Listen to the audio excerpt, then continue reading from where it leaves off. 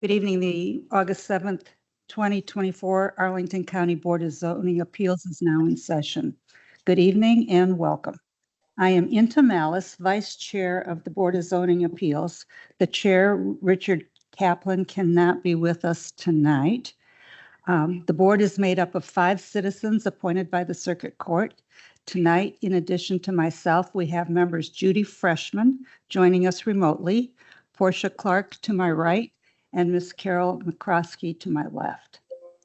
Also present is the professional staff, including Blake Bowen, Board of Zoning Appeals Coordinator, Brett Goldberg, BZA Associate Planner, Meg Ryan, BZA Associate Planner, and joining us remotely, Stephen Rissy, Zoning Prim Supervisor. To avoid disruptions, we ask that you please place your mobile devices in the silent mode. Before we begin tonight's hearing, I will discuss the board's powers and the procedures for the meeting tonight. And I will be reading this. The board's powers are prescribed in the Code of Virginia and are set forth in detail in the county's zoning ordinance adopted by the county board.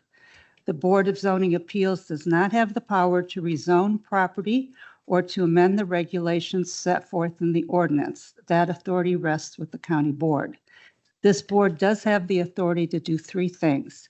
First, the BZA can approve use permits that allow modifications of placement requirements for structures on 1- and 2-family lots where there is no option in the zoning ordinance to allow such modifications. In order to approve a use permit, the Arlington zoning ordinance requires that this board find that the proposal will not adversely affect the health or safety of persons residing in the neighborhood, will not be detrimental to the public welfare or injurious to property and improvements in the neighborhood, and will not be in conflict with the purposes of master plans and land use and zoning related policies of the county. In making these findings, the BZA shall consider whether the modifications will promote compatibility of the development with the surrounding neighborhood, because the structure's overall size, footprint size, and placement are similar to those of structures on the properties surrounding the lot in question, and whether the modifications will help preserve natural landform, historical features, and/or significant trees and foliage. When approving use permits, the Board of Zoning Appeals may impose conditions that it deems necessary and in the public interest, including but not limited to the duration of the use permit. This board does not have the authority to grant use permits to modify requirements for expanded housing option developments. Second, the BZA can grant variances from the specific requirements of the zoning ordinance. When granting variance, the burden of proof is on the applicant to prove by a preponderance of the evidence that the strict application of the ordinance would unreasonably restrict utilization of the property, and the need for a variance would not be shared generally by other properties, and such variances is not contrary to the purposes of the ordinance. Or the strict application of the ordinance would unreasonably restrict the utilization of the property, and the granting of the variance would alleviate a hardship due to physical conditions relating to the property or improvements thereon at the time of the effective date of the ordinance. In all variance cases, the property for which the variance is being requested was acquired in good faith, and any hardship was not created by the applicant, that the variance granted will not be of substantial detriment to adjacent properties and nearby properties in the proximity of the geographic area, that the condition or situation of the property concerned is not so general or recurring in nature as to make reasonably practical the adoption of amendment to the ordinance. That is, the granting of the variance will not result in a use that otherwise is not permitted on the property or change the zoning classification of the property, and that the relief or remedy obtained through the variance is not available through a special exception process provided for under the zoning and subdivision ordinance. Third, the BZA shall hear and decide appeals of the zoning administrator or from any order, requirement, decision, or determination made by any other administrative officer in the administration or enforcement of Title 15.2, Article 7 of the Code of Virginia. In exercising its powers, the board may reverse or affirm, wholly or in part, or may modify an order, requirement, decision, or determination appealed. The determination of the administrative officer, zoning administrator, shall be presumed to be correct. The appellant has the burden of proof to rebut the presumption of correctness by preponderance of the evidence. The board shall consider any applicable ordinance, laws, and regulations in making the decision and must base our judgment on whether the administrative officer was correct. The concurring vote of a majority of the members of the board shall be necessary to reverse any order of the termination. Tonight we have a hybrid meeting, which we have some people in the room and some people on remotely. If you're participating in person, on the front table, you will find a QR code linking to a copy of the application package, including the staff report for each case before us this evening. For those participating virtually, a copy of each application package can be found on the Arlington BZA website. There is also a link in the chat for application packages. I recommend that if you have not yet seen the report for your case, that you review that report before your case is called. If you are attending virtually and lose connectivity, please reconnect with us by telephone. If you are attending via Teams, please keep yourself muted and cameras off until you are called upon. Turn off the sound of any other devices around you to minimize interference. When called upon to speak, please turn on your camera and unmute yourself by clicking on the microphone icon that is located on the meeting command bar. County staff does not have the ability to unmute you. The meeting chat is active for technical support assistance only. The meeting chat should not be for discussion, public comments, questions about agenda items, or requests for more information. All public comments must be shared verbally and have been previously provided in writing for the record during the assigned public testimony. This evening, staff will call each case and will provide a brief staff report and recommendation. Next, board members will ask any questions of staff they may have. Applicants or their representative will be given an opportunity to make comments to support the application or appeal. Next, all speakers for the item will be called. Speakers must fill out a speaker slip online or is available in the table in front of the room. That's right over here.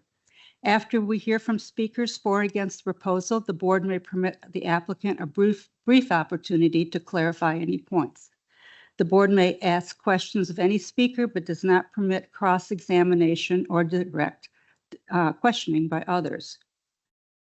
For tonight's hearing, this board has deemed the following time limits for speakers to be sufficient: 20 minutes for applicants of appeal, 5 minutes for applicants of use permits and variances. We have deemed 3 minutes for representatives of organizations and 2 minutes for individuals when they're giving testimony on one of these cases. After the board has gathered all the information we need and have discussed the case, we will decide the matter by voting on a motion duly made and seconded. A majority is needed to approve any motion. Please be respectful of the time allotted. This is a public forum, and tonight's meeting will be recorded and posted on the county's website. All information associated with tonight's meeting, whether spoken or written, is subject to the Freedom of Information requirements. Any appeal from the decision of this board must be made to the circuit court in accordance with state law. After your case is heard, you are welcome to stay for the balance of the session or leave at your convenience. That concludes my opening remarks, so I have a few administrative things to handle. Ms. Freshman, I need to certify that we have an in-person quorum and that you can hear us and we can hear you. Yes, ma'am. Thank you. And you can hear us, right? Yes, I can. Okay, thank you. Now, the other administrative matters are for the board. I believe that it is the board's wish to put the first item on our agenda, which is an appeal, to the end of our agenda and to hear that last. If that's the board's wishes, I ask unanimous consent to amend the agenda to put item B-11961-24-APP-1 last on tonight's agenda. Any objections? No objections. All right. So we will hear that item after we've heard all the other cases. The other matter we have is scheduling of some appeals that have been brought to our attention. Ms. Freshman, did you see where I sent you a copy of a table? Yes, I have it. Okay. Everybody else has a copy at their place. Currently, we have, besides tonight's appeal, we have 4 additional appeals. Mr. Bowen, they all look like they have paid their fees, correct? Yes, at this time, we have payment for all the appeals listed. All right. So 2 of the appeals were tentatively docketed to be heard on 9/18. That's our September hearing. What is our schedule of other cases look like for that date? We have about probably 10 to 12 at the moment, and we're still finalizing the agenda. All right.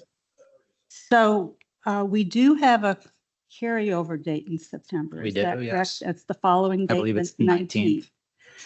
So I'm the chair and I are open to however members wish to proceed with this. I don't know that we can hear 2 appeals and 10 cases in one night, but open to suggestions. Ms. Malice, I have a question. Sure. Is there a particular requirement as to the time that the appeal needs to be heard from when it's filed, or at least accepted with payment? 90 days is the date that the time frame that we shoot for. Okay, That's- well, I would prefer not to have more than 1 per night, even if it's acceptable to go into October or November. So again, I am not going to try to influence the group one way or the other, but I will say that on these appeal cases, there are private property owners whose projects are being held up pending hearing of this appeal. Am I correct, Mr. Bowen? Yes, an appeal being filed with the BZA will usually stall any permits being issued by Arlington County. So that would mean that the owners who have filed extended housing or applications would be delayed in being able to get a decision from us and move forward. Can I give some input? My suggestion would be, I mean, I think we talked at our last meeting about setting these 2 hearings, well, one of which is a double, but 2 hearings for the 18th. And I think that given that we have 2 more that are awaiting hearing on this schedule, it might be a good idea to try to keep those 2 on September 18th and then use the carryover date as necessary, determining that on that evening to see how things go. If we can get it done in the 18th and we want to go late enough to do that, we could do it. Because then I think we need to schedule these other 2 in October. I mean, potentially November. But I think, again, we'd be pushing, if we went to November, we're going to be pushing the 90 days. So I think we probably need to try to schedule those other 2 tentatively, at least for the October meeting. So that would be 4 appeals for October. 2. Yeah. These two would stay on on Oh, I'm sorry. September Yes, 18th. Yes. And then the next Okay, two we'll we go would into set October. for, for October. Yeah, October 16th is. Yeah, and try to do them then, because if we don't, I mean, potentially we could, if we see there's enough time, potentially we could push them to November, but I think that would be very tight on the 90 days. Yeah. So I think Ms. McCroskey's proposal is that we go ahead and schedule 2 appeals for September 18, with the idea that we would try to complete the agenda in one night. And if we don't, we would carry them over to the next evening. Yeah, Or- since we have that date set aside, I think. If we could not complete that, how do my colleagues feel about that proposal? I'm okay with that. Okay, Ms. Freshman, I know you're sensitive about the number of appeals that we can hear, but Right. Well, I just, I have some concerns about being able to do 2 nights in a row, 2 months in a row, with other things going on. But I certainly agree that we can attempt that, and, you know, perhaps October won't be as heavy an agenda. all right, so I will go ahead and make and let me ask staff. From staff perspective, the last two appeals would work for our October hearing? I have not heard any indication that they will not, and I'm not sure if the zoning administrator or county attorney are online, but I might be able to quickly solicit their feedback. Okay, well, why don't, are they online? If then otherwise, we can schedule it, and if something changes, you can let us know. Yes, I'll check momentarily. Yeah, we're going to have, yeah, that's true. They're going to be joining us tonight.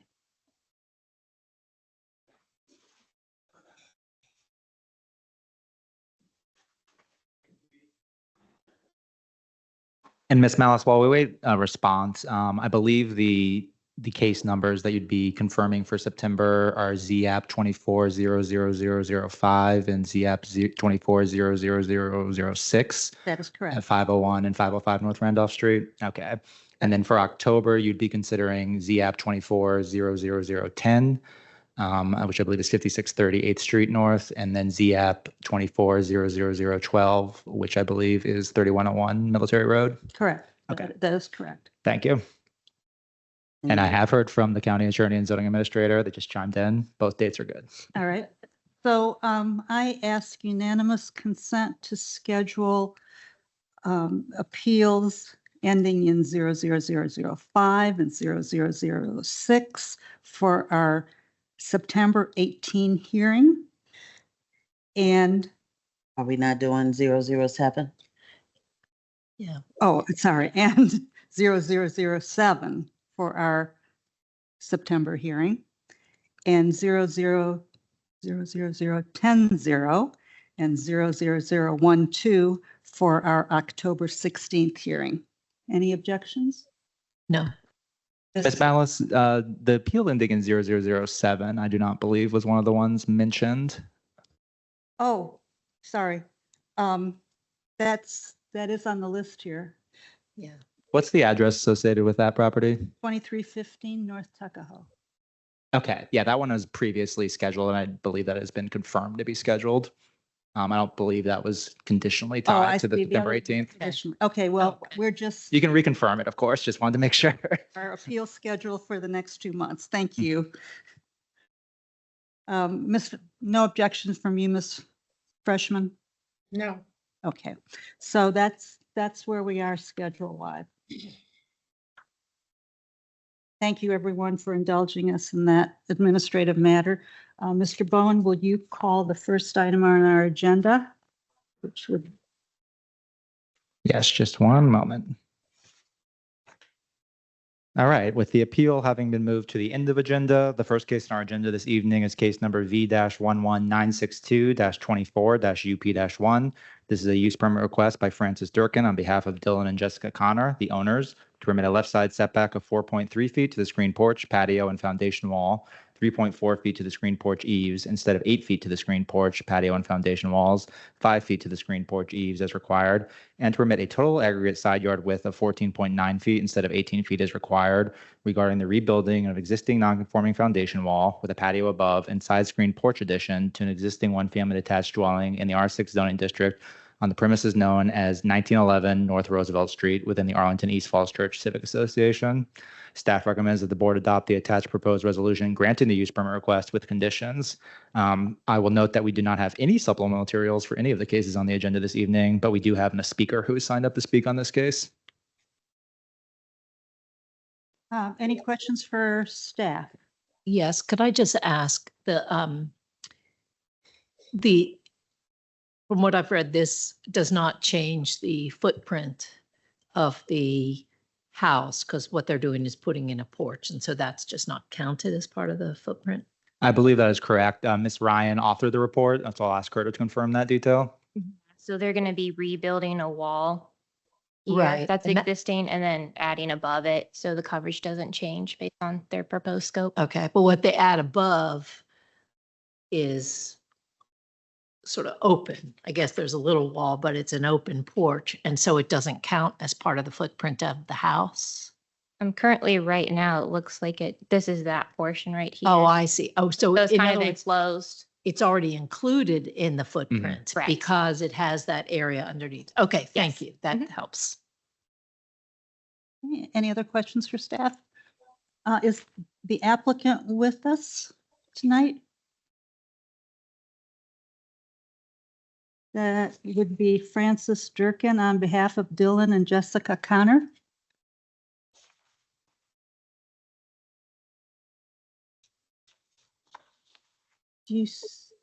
Don't see him. I see them in the list at the moment. All right, well, we are not going to hear this case if the applicant's not here. May I just so that to get everything out there that my questions. So maybe Ms. Ryan or Mr. Bowen, so this area, what's currently a patio and the new porch is going to be built over it is part of what's counted as the footprint of the house because it has a built area under it. So why is the use permit needed? Because aren't they already in that setback area? They're going to be actually tearing down the first floor walls that are currently in the encroaching in the required setbacks. So to rebuild that, they're going to need this use permit to rebuild Okay. that. And then they want to build above it with that treated Okay, porch. because it's coming down because it needs structural repair essentially. That's correct, as far as I know. Thank you. So for a non-conforming situation, if they tear something down, Yeah, to And they- rebuild those existing walls, they would need to ask for this use permit. Yeah, um, basically any new construction has to meet the current requirements of the zoning ordinance. And if it does not, can seek a setback exception through the BZA. all right, the applicant is still not with us. All right, we are going to table this item. We'll put it at the end of the agenda before the appeal in case the applicant does arrive. Mr. Bowen, will you call the next case? Yes, Ms. Malice, just like to confirm that we did have one speaker who signed up to speak. So would you like to potentially hear them now or later? Are they here? Are they? They're online. I believe they're online, yeah. Why don't we give them the option? Yes. Because they may want to speak at the time we're actually going to consider. it. Mr. West, are you with us? I am here, yes. Would you prefer to speak now or when the applicant is here? Since I am currently speaking on behalf of my wife because she is trying to enjoy the rest of our family vacation, I'd prefer to speak now if it's possible, but I can delay my plans as get the convenience of the applicant. We're willing to hear your testimony now. Would you like me to start now, please? Yes, please. Okay. So when my wife and I purchased this property over 14 years ago, Sorry, it's could you tell us your address? 1915 North Roosevelt. It's the adjacent property that you see in the picture in the very first slide. The house to the right is a vacant lot. It was a rental property they tore down. We are the only house that is directly facing the porch that will be added on. Okay. As you can see in in the picture in the very first picture of this slide, if you could back up, our house was also built in the same year in 1938, and it is only just a little over 6 feet from the line, not to include the eaves of the roof overhang in the existing structure. When we bought this property, it was an unobtrusive grade level patio with a very overgrown natural barrier between it, which masked and hid the porch from the view of our windows, and the sitting area in our house, which is an above grade structure, which is where it was when we originally purchased it, because it was built in the original 1938 along with their property.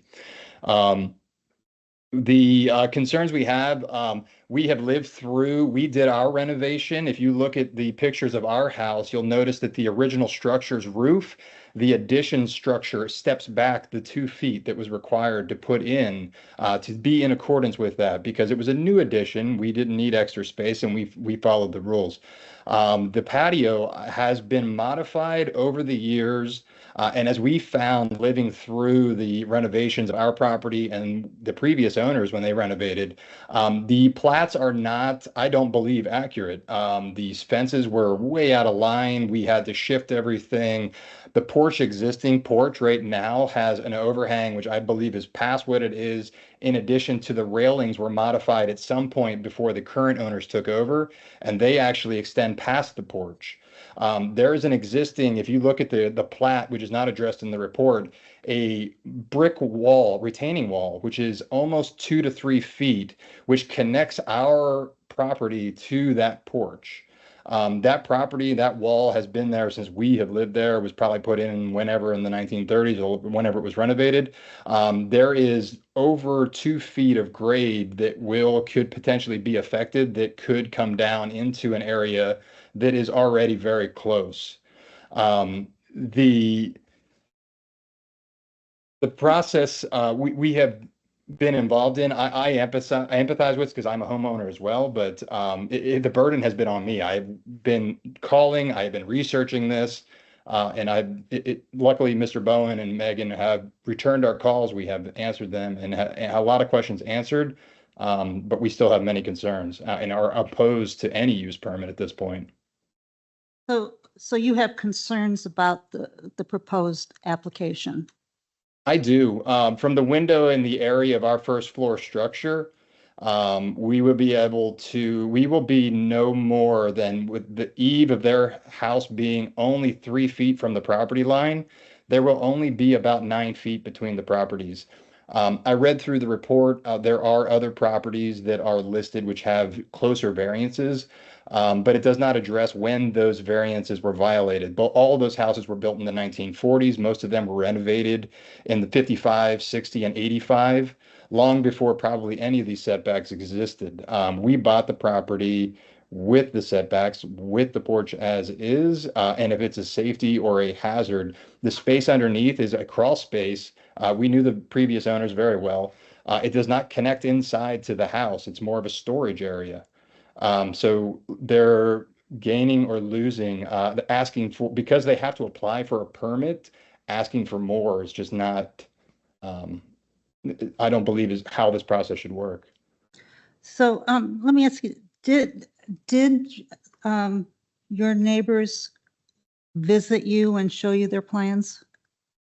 So approximately a year or so ago, Dylan, the owner, one of the husband, approached me about his ideas of expansion and porch. I expressed my concerns at that time. I told him that I thought that it would affect the resale value of our home. I was not overly pleased with the idea. We never heard anything again until we received a letter in the mail saying there was going to be a meeting on July 17th. At that time, I began calling the numbers, eventually tracked down the number for Mr. Bowen, talked to him, got a copy of the plans through Googling it, figured out what was going on, started drafting our letter, which is included in the package. And when I finally got in touch with Mr. Bowen, he informed me that the meeting had been delayed to the time now when I'm on my vacation. So the owners did attempt to reach out on July 30th, which was the original meeting was supposed to be on July 17th. I'm not sure when they found out it was not happening, but I did not find out until the day before. So that's kind of the history that I have. All right. Any questions for the speaker? So Mr. Weiss, we have tabled this until the end of the our other cases. And we will make a decision at that time as to how to proceed. But your testimony is very helpful. Thank you. Thank you.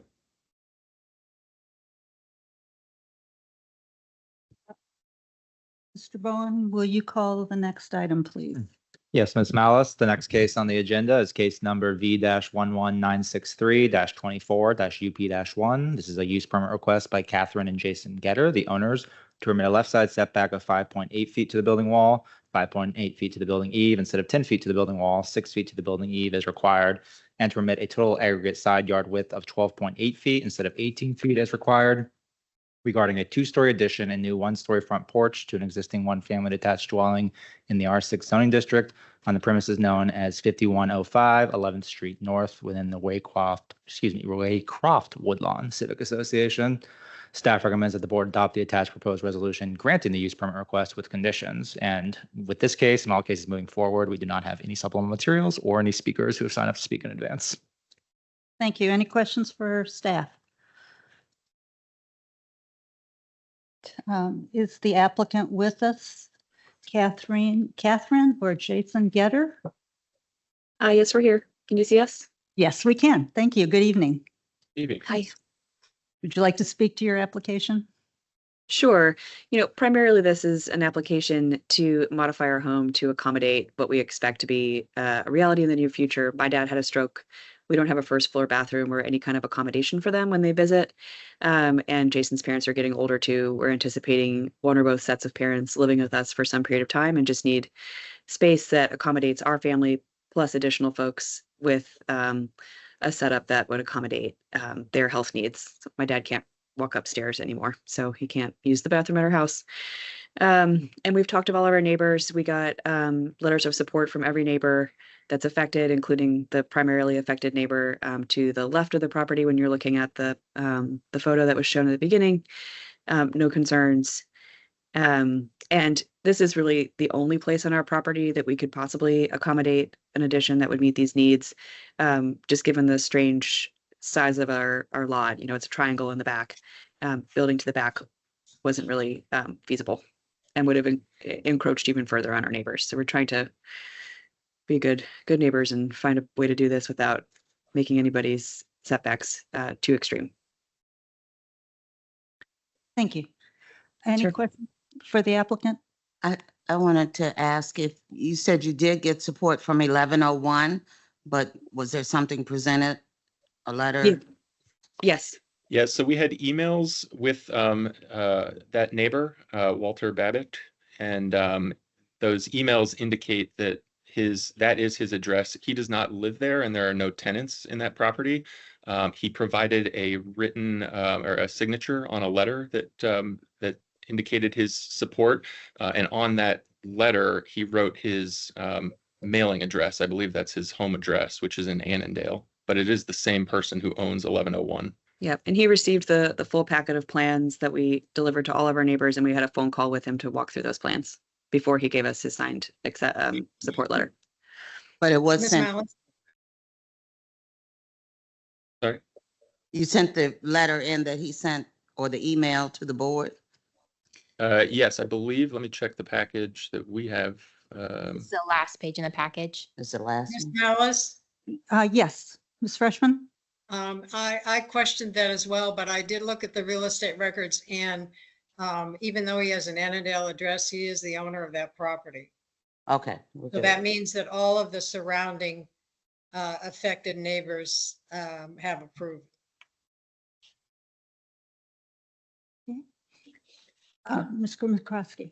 Yeah, I don't have a question per se, but I do want to just note, one way that I am trying to look at these cases is, one of the standards for approval is whether these things, whether use permits are consistent with the master plans and including the zoning policies of the county. And it may not make a difference to this case, but I'm sort of going to introduce it with this one and apply it tonight to others. But one of the things that I think is that the zoning policies of the county are essentially expressed in our ordinance. And we do have the ability to approve use permits that make little exceptions to the ordinance. I will say that from my perspective, and I'm fairly new on the BZA, but from my perspective, the way I approach these things is that there needs to be some reason that we will depart from the zoning ordinance in cases. And they may, rather than just somebody wants a bigger house. Now, I will say that in this particular instance, I appreciate that I guess it's pronounced Geeters, have noted, have noted that it, the lot in the back is triangular and there just isn't space for any other addition, and they do need a first floor family room. So I'm just this little speech is basically to introduce how I'm approaching these things. And I think this may be a case where there is a need for a use permit that, is essentially consistent, even though it, is not exactly consistent with the zoning policies of the county. So I'm thinking this may be one that would be approved on that basis, but that's up to the entire board, obviously. Any other comments? Does anybody want to make a motion?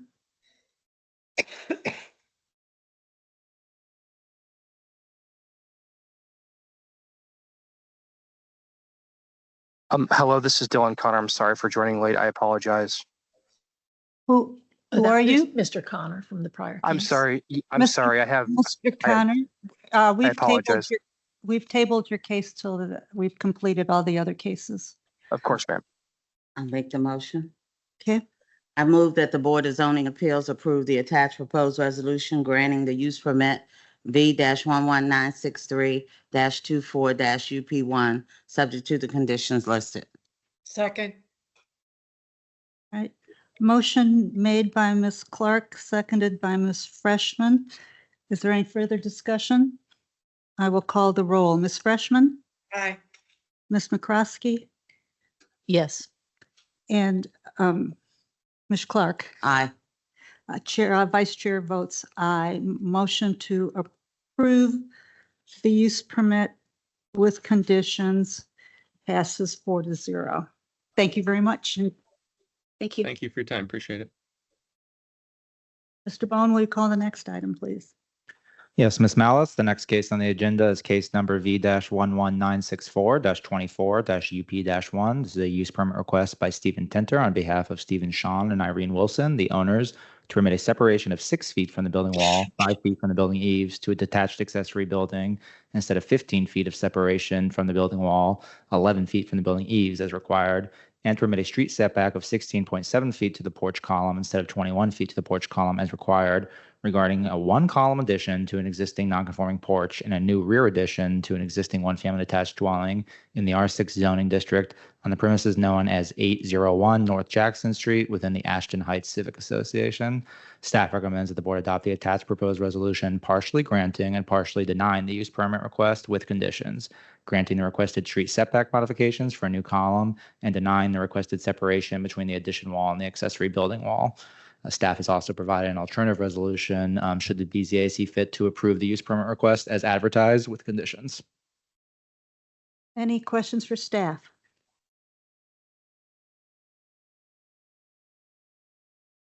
All right, so by denying a part of the use permit that has to do with the separation, that would mean that the structure would have to be built smaller in order to make that standard. Correct. I mean, the BZA, when they're granting approval, will typically tie them to a specific set of plans and plats that have been submitted. So, a partial approval might not do the applicant much favor in a lot of cases. I will note that we did receive a new plat for this property just about a week ago after we had published the staff reports. So we got a new plat. And Megan, Brett, you might be able to confirm, I believe last Thursday, as well as maybe another new one today. So if the board's inclined and if the applicant's inclined, we would be willing to reconsider our recommendation based on that new plat. But it was a pretty last minute plat that reached us. And what was the change? Was it a different type of addition? So an interesting detail here is that there's two, I would call them very precise technicalities of the zoning ordinance that come into play. One of them is that while that property has a front porch, it is not a porch with 2 columns. So it does not qualify based on our porch definition for a 3% coverage bonus. So that's one factor. Another factor that's probably more compelling for this request is that accessory buildings that meet certain footprint standards and height standards get very reduced setback requirements. In this case, the original plat that was submitted was over the cap of 560 by less than 1 square foot. It was showing up, I believe, at 560.19 square feet. So that instead of there being a requirement for an 8-foot separation between the garage and the house, or the accessory building in the house, it's actually 15. So in light of the new plat we received, which does show, a 1.5-story building with 560 square foot or less footprint, we would be certainly willing to reconsider the recommendation based on the new materials, but it was very limited time to do so. And so do we have, well, I guess the owner's gonna maybe speak, but I guess my question is, it makes it kind of suspect that we just put a new number on the accessory building, right? I mean, is there a reason why there's found to be a discrepancy? And maybe when we get to the owner's presentation. Yeah, I think that might be a matter more so for the owner. Of course, we rely on certified plats. So if the plats show that, a number does now meet expectations, Right. or, certain standards, we would, defer to the applicant to explain the inconsistency. Any other questions for staff? So this plat is new plat is in your possession, but we have not seen it. You have not seen it. Yeah, I believe a newer one just came in today, correct? Yes, that's correct, at 3:33 p.m. this afternoon. Okay. And so just a final thing. So if indeed the accessory building is 560 square feet or less, then there still is a requirement to get some approval for a reduction in the separation, because then the requirement is 8 feet and it's only 6 feet in fact. Correct. Okay, thank you. All right, we can discuss how we want to approach this, whether we want to make a decision tonight, wait to see the new plat after we hear from the applicant. Is the applicant with us or is representative? Yeah, there you are.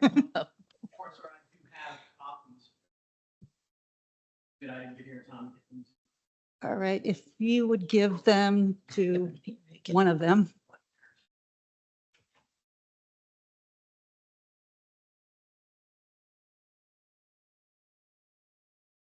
And you are Mr. Tincher.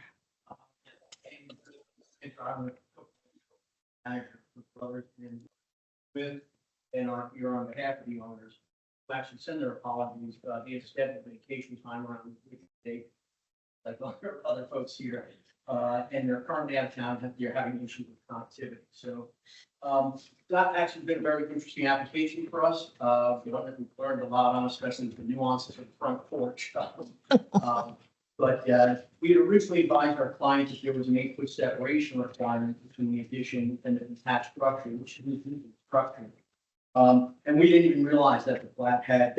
Thank you. That the plat had showed that it was at 560.19 square feet, and that kind of kicked us to the 15-foot separation, which made the application a little bit more onerous on paper, even though it's the same structure.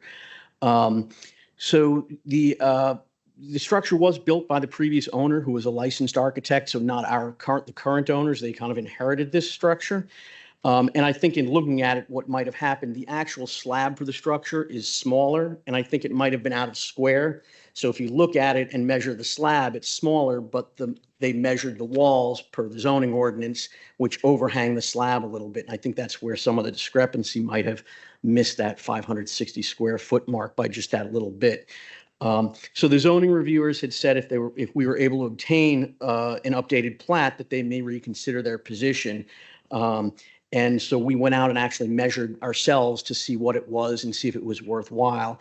And what we found that it actually was smaller than the 560 square feet. So what I think had happened is that, if you look at most survey plats, the surveyors round to the 10th of a foot. And so like 26'3" turns into, which is really 26.25, turns into 26.3. And when you do that math, it kicked us over by the 0.19. So we had our current surveyor that we work with go out and ask them to remeasure and asked if they would measure to the 100th, which they did. And they came back, as you can see, it's a little bit skewed, but the largest of the dimensions is 21.32 by 26.25, which gives you the 559.65 square Just feet. interrupt Sure. you and I'll make up your, is there a way for Ms. Freshman to see this material? Possibly. I believe we do have it digitally as well, Brett and Meg. Sorry, repeat that. The plat that came in at 3:30 or so this afternoon, do you have that digitally, and would you be able to possibly pull that on screen? Yeah, hold on. Okay, Yeah, thank you. If you could just, you may continue, but if you can, so Ms. Freshman can see what we're talking about. Sure, Go I ahead, appreciate sorry. it. Thank you. Thank you. So we had submitted that to the zoning office, and, like I said, when this all came up, we were trying to coordinate schedules and get it in time. And they said if we had gotten this revised schedule, then they might reconsider their position, because they were actually able to find other structures that were less than 560, that were closer than what we were asking for. So it might change their opinion of if we were being consistent with the development in the neighborhood, which we originally thought we were. So anyway, given that the owners are having connectivity problems, we would be happy, we would be willing to accept a deferral if you felt that was in the best, we would ask that it would go to September because of the delays that we've had already.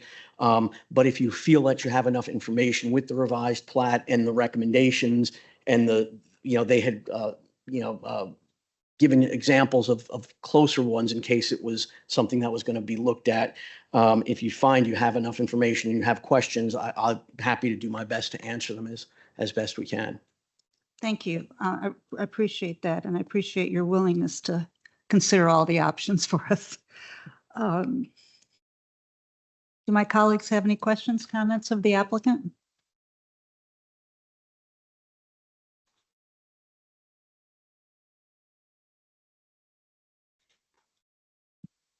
Are we're still talking about a 6-foot separation between the buildings? Right. Now, if this plat was,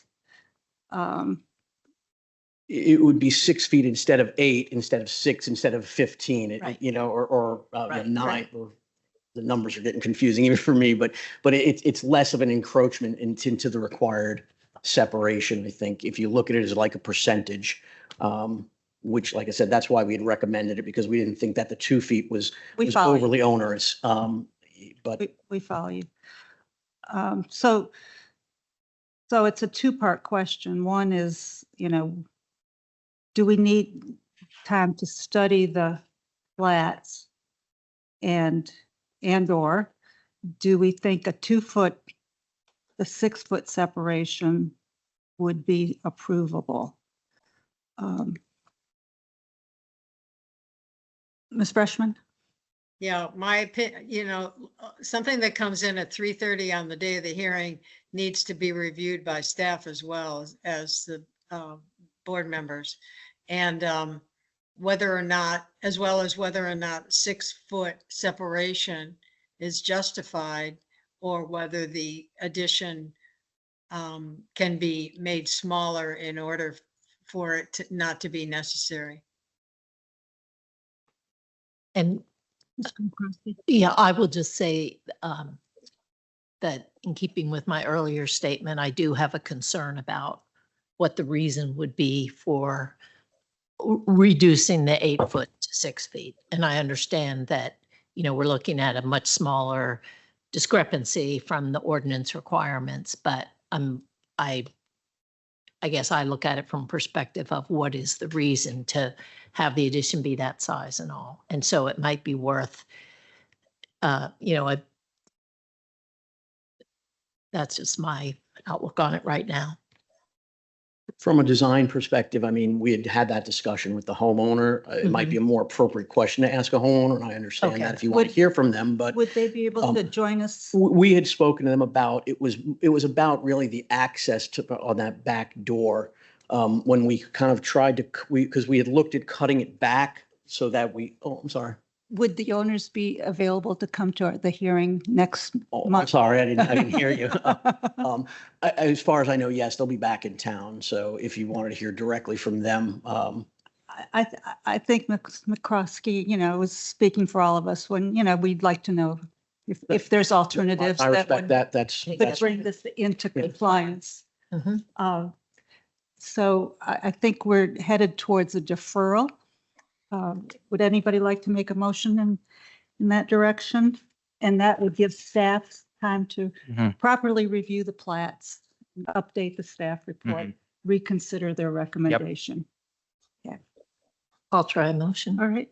I move that the Board of Zoning Appeals defer consideration of item number V1196424UP-1 until the September 18th meeting in order to consider the revisions to the plat that came in this afternoon and the new perspective that gives us.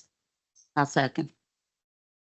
Motion to defer made by Ms. McCroskey, seconded by Ms. Clark. Any further discussion? I'll call the roll. Ms. Freshman? Aye. Ms. McCroskey? Aye. Ms. Clark? Aye. Vice Chair votes aye. So that's 4-0 to defer. We'll see you. Sure. And the owners in absolutely. September. Thank you for your time. All right. Have a Thank you. nice rest of the summer. Mr. Bone, will you call the next case?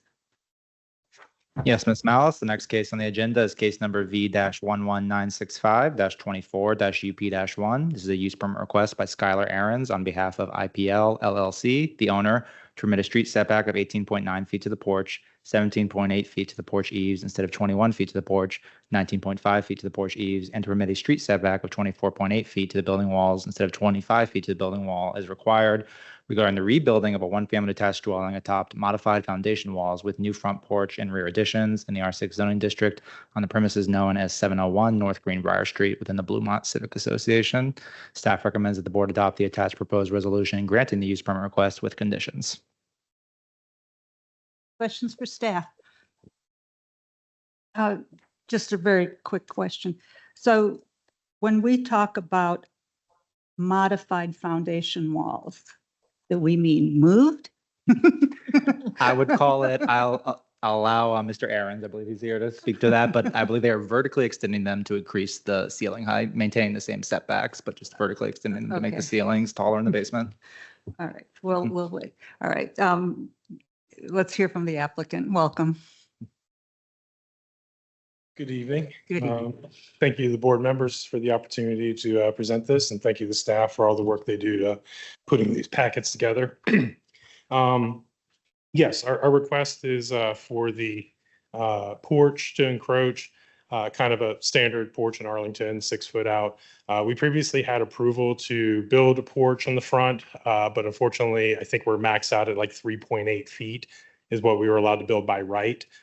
So we're kind of sort of asking for about 2 feet and some change extra to encroach into the setback. The foundation wall is kind of funny. I believe you can underpin a basement wall that's non-conforming by right, which extends a basement height. You can build over an existing foundation wall by right, but you can't just extend the top of the wall by right, which isn't extending any further into the setback than currently exists. So it's kind of one of those gray areas. I don't know if maybe in the future, when they're coming together for future ordinance revisions and stuff, maybe that's something that can be fixed. I don't know. But just to be clear, what we're requesting, the structure, the foundation wall will not encroach any further than the existing brick facade wall that's been there for almost 100 years.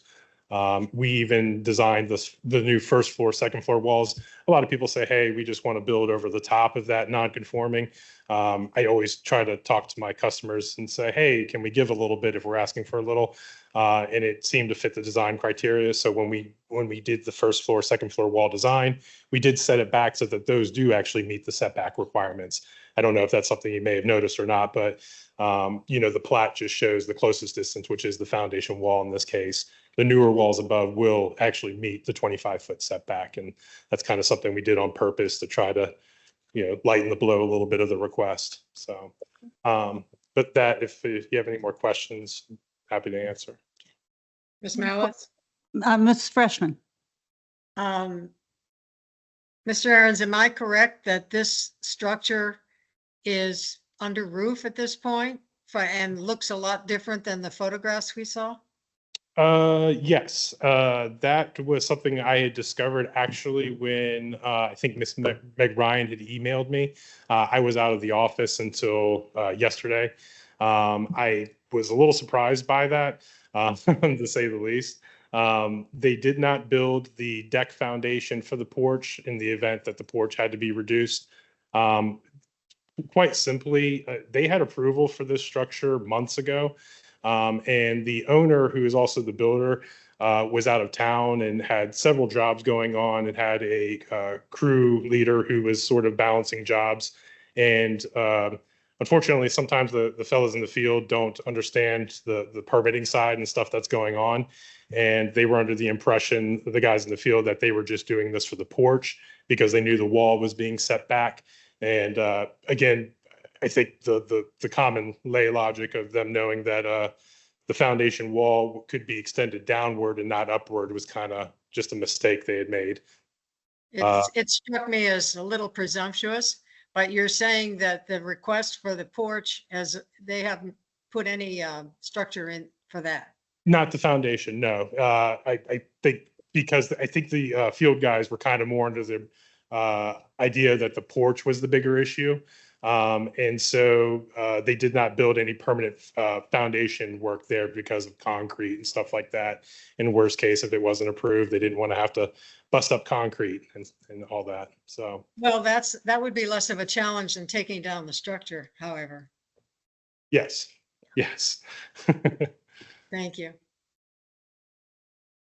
And actually, apologies on that too. The homeowner did want to express that mistake. That was just literally confusion. I say that as a matter of, if they did want to be truly presumptuous or just trying to be malintent, they would have done it months ago when they had permits to kind of build a very similar structure. And so when the mistake was discovered, it was kind of like, oh my God, so he was very apologetic and wanted me to express that to you all. All right. We do have signatures from most of the neighbors as well. We did send out 3 certified notices to the neighbors. The one at 705, which is directly next door, they had indicated verbally to one of the staff that they were okay with it, but didn't feel comfortable signing anything. They did specifically request that we send the notice. One of the neighbors we sent the notices to did respond. I think that was at 700 Florida Street. And then we just never got any response at all from 704 Florida Street and 705 North Greenbrier. Got it. Questions, comments? I'll make a comment. Or Ms. Clark, did you need to? Okay. So I went by, I did see the property today, and it is a big framed house, but it is true that the porch has not been, nothing is done with the porch. It stops at the front wall. I have less concern, given, about the foundation wall setback, because, I mean, that's where the foundation wall was. Mhm. However, I also, throughout the zoning ordinance, front porches are allowed to encroach 4 feet, not 6 feet. And it seems to me that's something that if we're gonna just regularly approve 6-foot front porches, the county board ought to make that determination of a different amount. So I do not really support the use permit for the 6-foot front porch. May I speak? Rebut to that? Uh, Okay. Let's see if any other Yes. question or comments on that. What is the justification for a 6-foot So porch? two things. One, and it might just been, so we're not asking for a 6-foot encroachment. I don't have the blown up plat in front of me, but I believe we're only asking for about 2 feet and some change encroachment. We're at 3'8" out. We're already at the 21 feet. And so 2.2 feet would be the additional is what we're asking for, not a full 6 feet. I will say for the past 20 years, I've been doing use permits in Arlington. One of the things I've heard consistently from previous boards is that, Arlington has sort of this unofficial policy about approving porches. They've supported porches in the future past. Fairfax doesn't offer any relief to front porches, but I'll say Alexandria actually has a process where they have a by right scenario with front porches, not to obviously knowing different jurisdictions, but just explaining different experiences in the Northern Virginia. They'll allow up to 8 feet regardless of your front setback. And it's just kind of I think they got on board with the idea that there's a lot of properties that are non-conforming and stuff like that in their jurisdiction. Mr. Bowen, what is was this your staff report? Yeah. What is your view on recommending the approval of a 6-foot porch as opposed, that requires an encroachment? Generally speaking, to Ms. McCroskey's point, the consistency with county policies, the county zoning ordinance does permit the special exception process through the BZA, subject to certain approval criteria.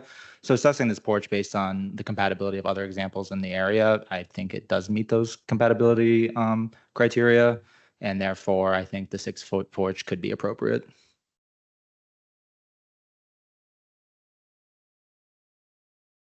The compatibility being that there's other porches that are 6 feet nearby. Is that the compatibility? Not necessarily the depth of the porch themselves, but there are certainly other porches within the range that's being requested. Yes.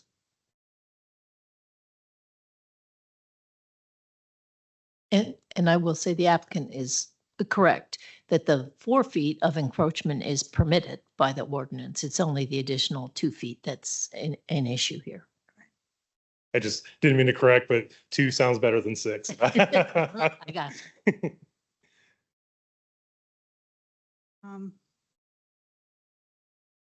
So we have 2 issues here. I don't hear any controversy on the wall itself, but there is a concern on the porch. So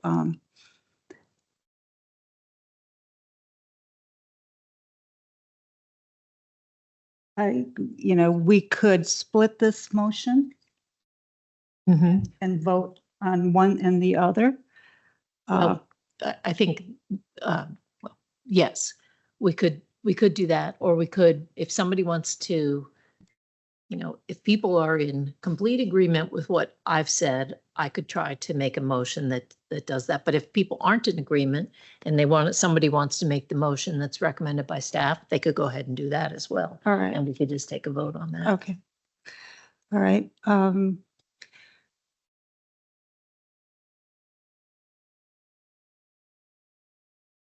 Ms. Freshman, have you been following the conversation?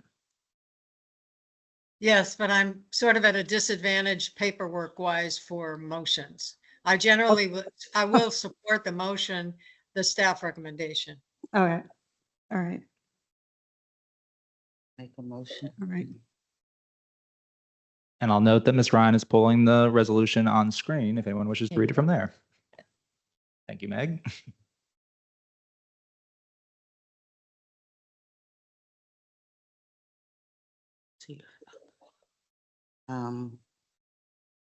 So I move that the Board of Zoning Appeals approve the attached proposed resolution granting the use permit V-11965-24-UP-1, subject to the conditions listed.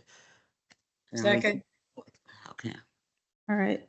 A motion to grant the use permit is made by Ms. Clark, seconded by Ms. Freshman. Any discussion? I will have to say that Ms. McCroskey raises a good point. You know, we have, it would be much better if we had board direction on the size of the porches.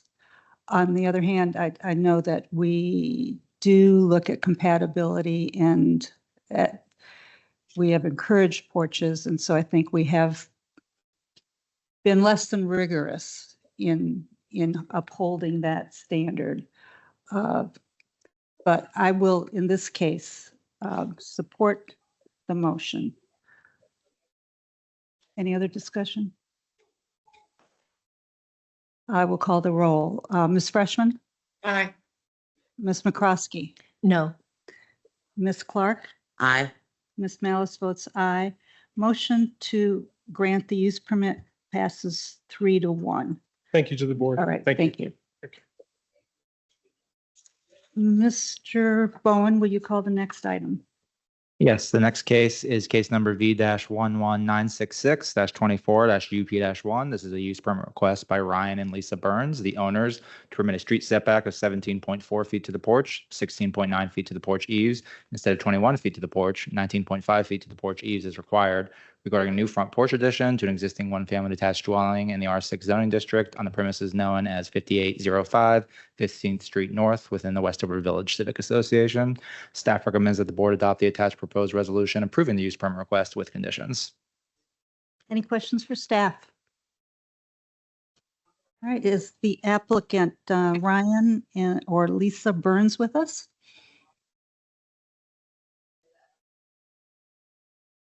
Good evening. Good evening.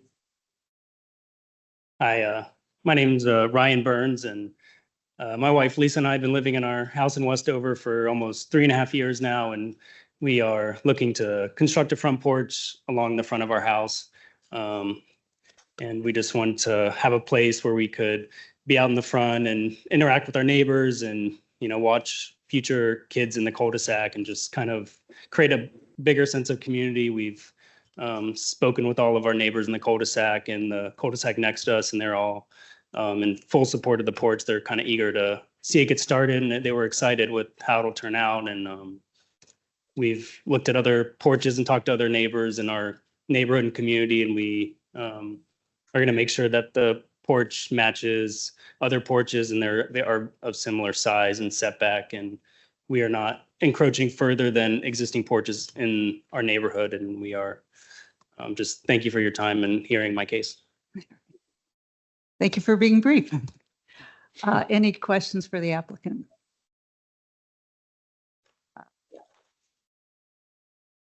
Appreciate the very complete neighborhood outreach. Any discussion? Ready for a motion? I will follow the same principle, and I understand, you know, that it's similar to many requests, but I think that the 4 foot is what's allowed. And having, you know, I've driven through the immediate neighborhood, and I didn't see a lot of other bigger porches. Yeah, I think again, you raise a very good point.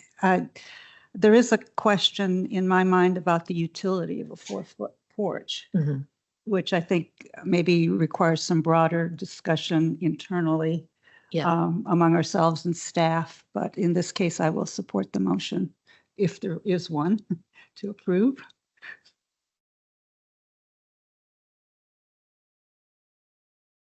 Ms. Mallett? Yes. I move the Board of Zoning Appeals approve the attached proposed resolution approving use permit V-11966-24-UP1, subject to the conditions listed. I'll second. All right, motion to approve the use permit with conditions has been made by Ms. Freshman, seconded by Ms. Clark. I will call the roll. Ms. Freshman, Aye.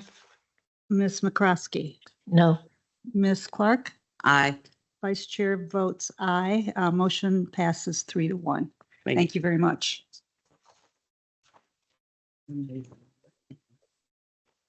Screen. It's just completely blank. Okay, let me, Oh, yes, I that. What?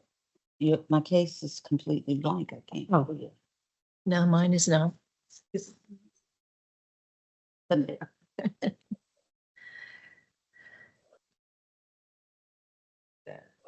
Oh, sometimes they drift off to the side. okay, there, we're going Yeah, back. there's the list. 6-6. Oh, It's completely blank. You are absolutely correct.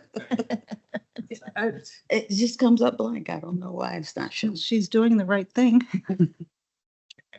But when we go back, let me try the other one. You- See. Here, you could actually look at mine because this one I remember very well. No, I don't need it. I've got my notes, but Oh, okay. I just was following along with the motion and the screen. It disappeared. All right, let's see, now okay, Okay. we voted, right? Yeah. Yes, on 6-6. On 6-6. we Okay, voted. that one comes up. All right. Mr. Bowen, would you call the next case, please? Yes, Ms. Malice, the next case on the agenda is case number V-11967-24-VA-2. This is a variance request by Andrew Painter of Walsh, Colucci, Lubley, and Walsh, PC, on behalf of Boston Daycare LLC, doing business as Tierra Encantada, tenant, and Wilson and Oakland LLC, the owner, to permit a left side setback of 1.6 feet to the building wall instead of 10 feet to the building wall as required regarding an interior structural alteration, removal of a load-bearing wall for a new daycare use in a non-conforming building in the C2 zoning district on the premises known as 3804 Wilson Boulevard within the Ashton Heights Civic Association. Staff recommends that the board adopt the attached proposed resolution approving the variance request with conditions. Thank you. Any questions for staff? Mr. Bowen, this is a little reminiscent of our Fairlington case. I was going to point out the same thing in my comments if you had any questions. This is a C2. Hey, I'm on a county board meeting. What's up? A county board meeting. What's up? Who's speaking? This is the C2 service commercial property. The Fairlington ones were RA 1426. Okay, but there's a similar rule. Mm-hmm. Yeah, a lot of the exemptions from certain nonconformity requirements in Article 16 of the zoning ordinance are only applied to 1 and 2 family dwellings. So a lot of the Fairlington projects are in multifamily buildings, townhouses, or a condo style garden buildings. And but the same provision does apply in RA and commercial districts as well. So we were seeing it here for really the first time in a commercial setting in quite a while. And I know you're reluctant to talk to the policy justification for this. You want to take a shot at it? I am reluctant to speak to the policy. Yes, correct. All right, well, maybe the applicant can talk about the policy. Yeah, so again, this is a situation where I guess all non-conforming C2 would have this requirement. Mm-hmm. And it's a case where the county board could make a modification to change this provision for all C2 properties and whatever other properties they chose to do. Okay. All right, the applicant? Hi, yes, good evening, Vice Chair Malice, members of the board. My name is Lauren Riley. I'm with Walsh Colucci. We represent the applicant, Tierra Encantada Daycare Centers, as well as the owners of the property. I'm joined tonight virtually by Matthew Jarmel of Jarmel Keisel Architects, who's our architect for the project. So he should be available on Microsoft Teams, as well as Mustafa Durrani, representative of Tierra and Cantata. I think Mr. Bowen gave a thorough overview of the variance requests tonight, and the staff report is quite detailed as to how the applicant is meeting each of the variance criteria. So I'll attempt to be brief and just give a little bit more background here as well, especially about Tierra Cantata. They're a community-based Spanish immersion daycare that provides daycare services to children ranging from 6 months in age to 6 years in age. And this would be their first location in Arlington County. So they're really excited to get moving and get started here. And they received their child care use permit from the county board last July. And the county board there found that the use was appropriate, that the use also meets the county board's child care initiative policy to promote and encourage child care, new child care centers throughout the county, especially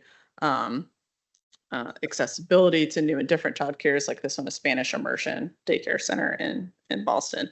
And so soon after that use permit was approved, the applicant began pursuing its building permits, which is then when staff determined that modifications to an interior load-bearing wall would require a variance due to that existing non-conforming setback that was created when the building was legally constructed in the 1960s and then became legally non-conforming when the zoning ordinance was updated to modify the setback requirements, increase them for when buildings in the C zone abut other buildings in an R or RA district. So I think it's even a little more nuanced than just C buildings. This only occurs when buildings in commercial zones are next to buildings in residential districts. And so a little bit more about the interior modifications that are required as well. These are necessary for the applicant to be able to receive their building permits to meet building code and fire code requirements for safe and proper ingress and egress. So because it's a daycare, there are certain requirements about having multiple forms of egress, larger room sizes to accommodate children between 6 months of age and 6 years of age. And so without this variance, the applicant could not utilize the property in conformance with the county board's approval. So due to that physical hardship that's been created because of that non-conforming setback, we've requested the variance. We do not believe it will be detrimental to any adjacent properties or neighboring properties in the area because the structural modifications are entirely interior to the site. No exterior revisions are proposed. And we also reached out to the Ashland Heights Civic Association, which was our main point of contact throughout the use permit, who said they had no issue with the proposal. And so in summary, we agree with staff's analysis in their report. We're happy to have their recommendation of approval. We're available for any questions that you all might have. And I think Mr. Durrani, who's on the line, wanted to say a couple of words as well. Mustafa, are you on? We might have. I don't. Oh, I think we might have lost him. In that case, that concludes our remarks, but we're available for questions. Thank you. Thank you. Any questions for the applicant? I had a question on the letters of support. I know it says there were some submitted with the other application with some opposition, or was there no attempt for this application to get letters of support? I'll clarify what was recounted in the staff report for the variance were the letters that were submitted for the use permit application last July. When we did speak with the neighbors, we met with them individually at that time. Their concerns were about the use of the site as a child care center, about traffic and parking on the site. And then as soon as we filed the variance requests, we did reach out to the Ashland Heights Civic Association and the Boston, Virginia Square Civic Association presidents, who are our main points of contacts through the use permit process. I did not submit those emails to staff, but I do have here copies of the email that the Ashland Heights Civic Association president sent back to me, if you would like to see that. I did not hear back from the Boston, Virginia Square Civic Association president. But were there any concessions made to address the concerns that were raised? Can you clarify the concerns that were raised at the county board? The parking, the noise. Yes, the applicant did. did address those concerns through, and at the county board hearing through our proposed parking plan and circulation plan. Cars will come in one way in, one way out. The traffic volume is anticipated to be fairly minimal, just a few cars per minute in the mornings and the evenings, and only 5 days a week. There's also ample parking on site for pickup and drop off, as it would be staggered throughout the day. And it only takes a couple of minutes for a parent to arrive and drop off a child. The use permit, I believe the use permit conditions are attached to the staff report. They require that a parking management plan be approved by the county manager, as well as a transportation demand management plan, all geared to mitigate those concerns about traffic and parking on the site. So we believe we've addressed those. The county board has as well. As they approved the application, and that's part of what the applicant is doing right now, concurrently with the building permit process to be able to be up and running. Any other questions for the applicant? So you're familiar with the Arlington issue that's been happening? A little bit, as I understand, there's been interior remodels to kitchens and things and the like that have, Very similar, just in a residential district. Mhm. And some members of the board have had difficulty with approving variances when the county board clearly can make a change, which in fact they're in the process of doing right now. So I just mentioned that because technically, some of the rationale might be a little strained. The strict application of the ordinance does not reasonably restrict the use of the property, except if it's a child care center, right? That sort of thing. And the board could make a change that would eliminate this requirement. I only mention it because I'm going to be inconsistent, whereas I don't vote for the Arlington situations. I am going to vote for this for a number of reasons that I probably can't completely articulate. So that's my comment. Yeah, I think I agree with Ms. Malice that it is, this is a problem that could be fixed by a zoning ordinance amendment, and it hasn't been. And as a technical matter, that's probably something that shouldn't be approved as a variance. However, we recognize we have these situations, the same kind of thing occurs in Arlington, where nobody could do anything to their building's interior because of where it's currently situated. And we're not increasing I tend to vote for them because I think that in spite of the technical problem, it's not increasing any nonconformity. And in this case, we also know that the county board acted in July to approve a child care center at this place. So that's one reason why I will support this variance, even though it has a little question about the criteria. Is there a motion?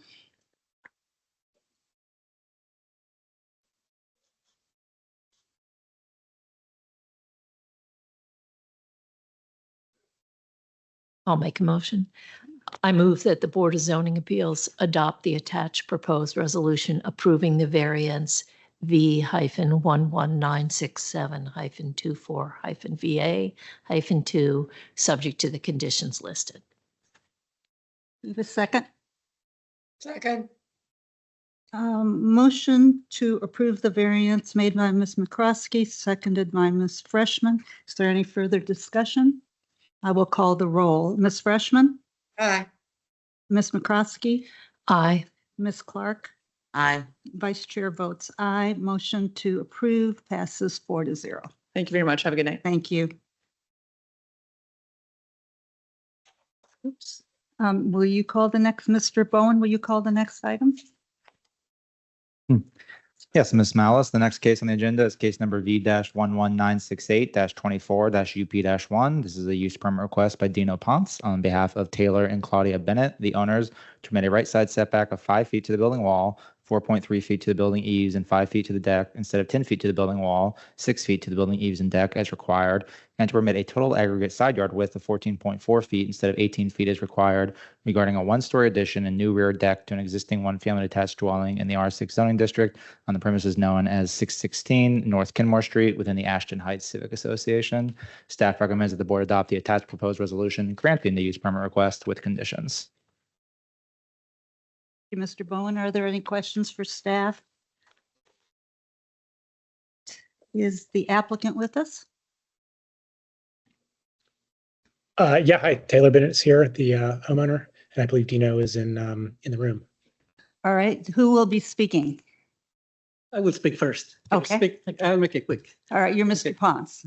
Yes, so I met the Bennett's a few years back. We did an addition for them by right. It was just a couple. So now they have a baby. So they called me to add a little bit to the house because it's a little tight for the baby. They want a little area for toys. So that's the reason that we're asking for this variance. And it's a 3-foot variance. We talked to the, well, and he's very nice. So we're doing a 3-foot variance, and we did it 1 story only for the baby only. And we did a shed so it doesn't intrude into the neighbor. And the addition is gonna go exactly where the existing deck is now. So right now there's an existing deck and we're gonna take it off and put the addition in there. So that's the bulk of it, basically. All right. Thank you. Did the owners wish to add anything? Yeah, sure. I will. I'll just put a little color. So as Dino mentioned, we bought the house about 7 years ago, and it was a gut job, and we added an addition on the back. And at the time, it was what we could afford and what we needed as just a husband and wife. And we did not have children, and we didn't expect to have children. We were struggling with IVF, and here we are 7 years later, and we have a little 1-year-old, and the house feels quite small now. The room itself is only about 8 by 12. And so we were trying to just expand the family room, give ourselves a little bit more space for him. And as Dino mentioned, the existing deck, we're hoping just to enclose that. So it would be flush with the existing structure. And then the L-shaped deck we currently have, we would just extend it, I think about by 6 feet in the backyard. So no further footprint than we currently have, but giving us a little bit more square feet for the family room. All right. Thank you.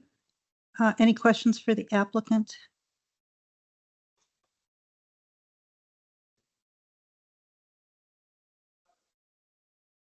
So you're requesting a right side setback? Is that Right. Yeah. Right side setback. Your neighbor on that side, have you spoken with them? Yes, we have. I guess the owner can explain it better. Yeah, I have. And I do know that she has opposed the project. She was concerned about home value. It was the last we heard. The list of neighbors that we received from the county, we have been in touch with each one of those. I personally knocked on all of their doors, hand delivered a letter explaining it, and my phone number. Heard back from a couple, but a few we have not. They did not respond or have any opinion one way or the other, at least that I know of. But yeah, the neighbor in question, yes, we spoke with them last week. They did not support it. Again, I think it was a home value issue. Happy to speak to that. My wife is in real estate. She's been in the real estate industry for the past 20 years here in the DMV, particularly focused on Northern Virginia, runs a brokerage with 15 agents and a title company. And so seen lots of transactions, lots of homes. And, we don't believe that it would detract from the value of their home. If anything, it would only increase the value given the existing space is not going to encroach any further in the property. And it's going to be an existing deck space that is enclosed flush with the home. So, it'll make our home nicer, we believe, and we believe that the value of the homes around us will increase as well. So If that was a concern, hopefully it's addressed, but I know that she was not supportive of the project. Thank you. Mr. Bowen, we did not receive any written communication from anyone on this project. I believe there was a few letters in the packet. I'm sorry, specifically from this neighborhood. From that neighbor on the right. Yeah, nothing in opposition. Okay, all right. So we noted an objection. Thank you.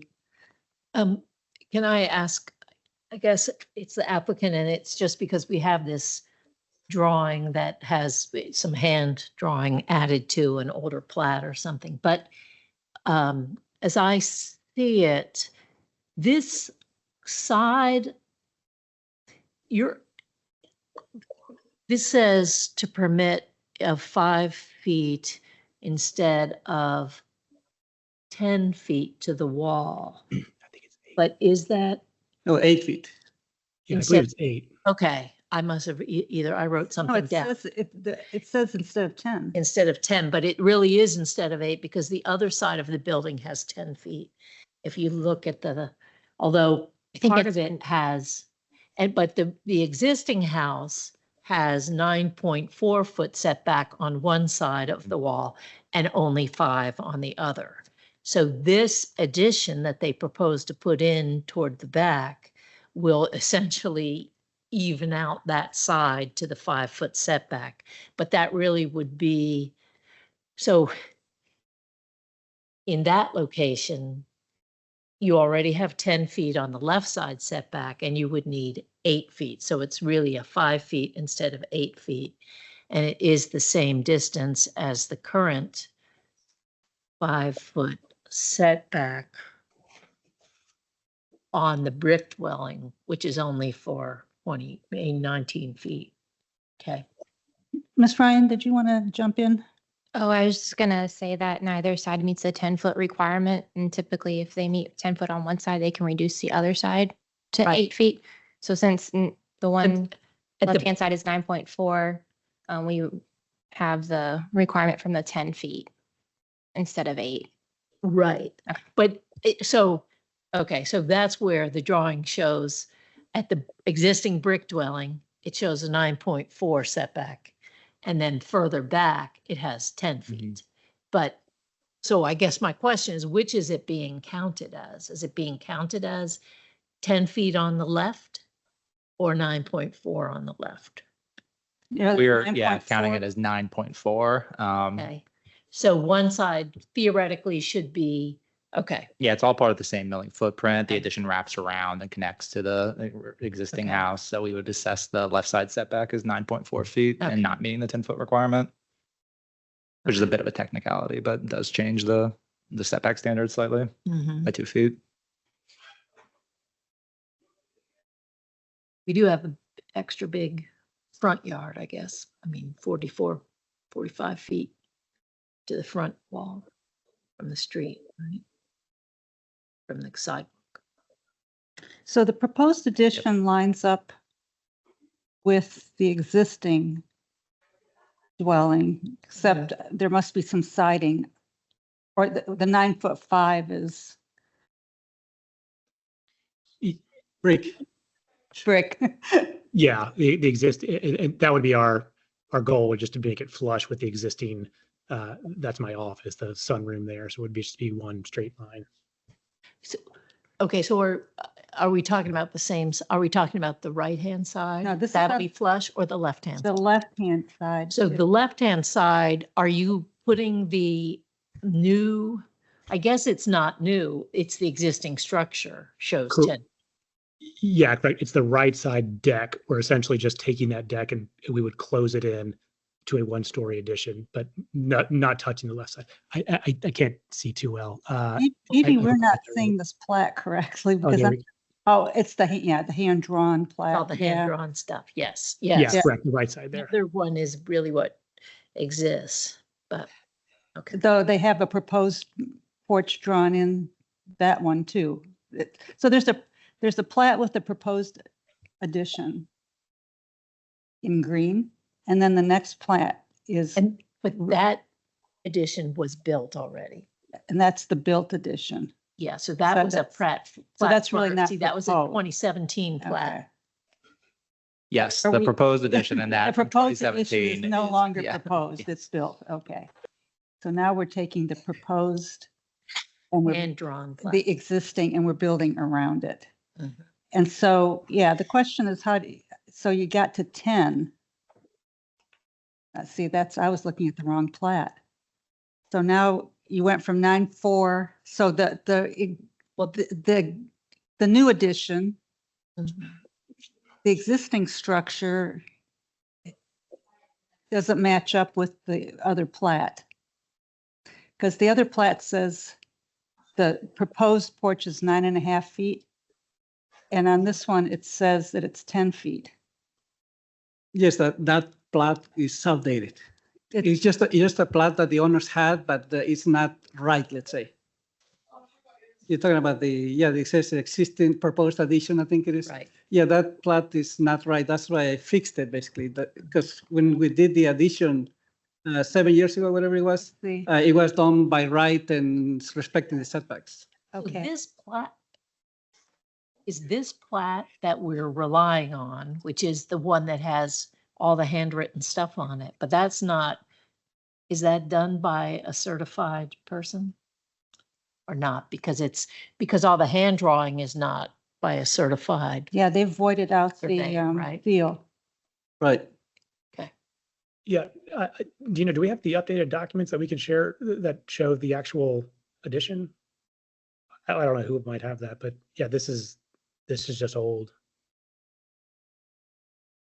We're looking at a plat that's got handwritten dimensions on it. Is there a plat that's more current?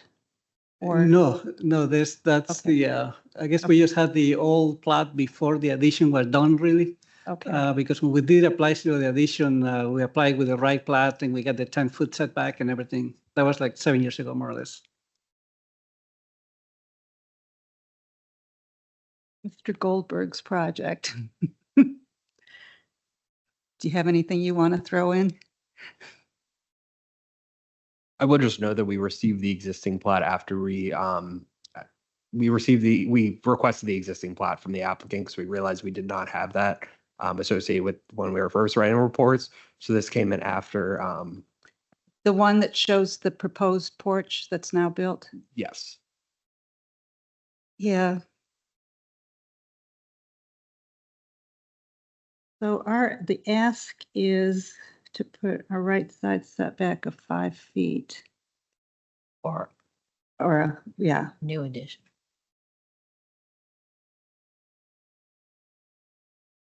.3 to the eaves.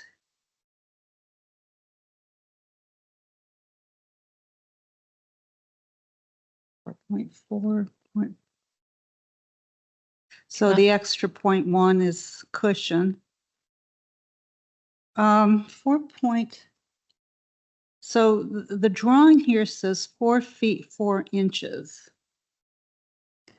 So that 4 inches, that is a third, right?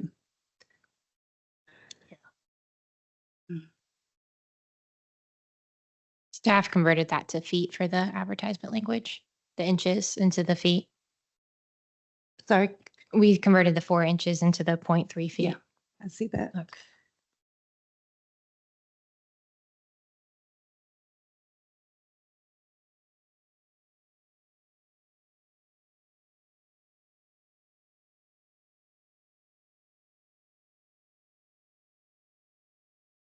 So are you all comfortable with not having a survey of the existing structure?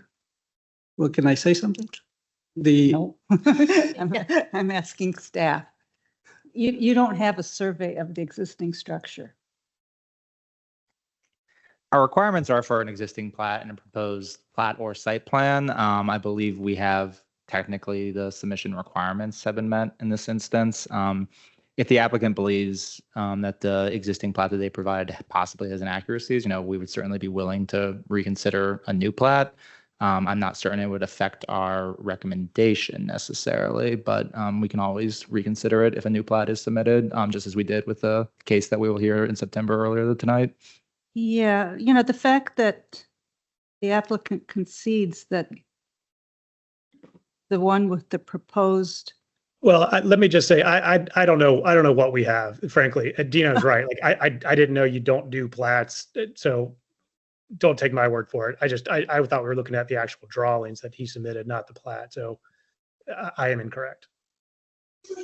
So I'm going to make one note because I've been kind of hewing to the strict rules tonight, but I think one important thing about this application is that this property, this lot is 47.5 feet wide. It is a non-conforming width, and therefore it is more difficult than it would be on if it were a 60-foot wide lot.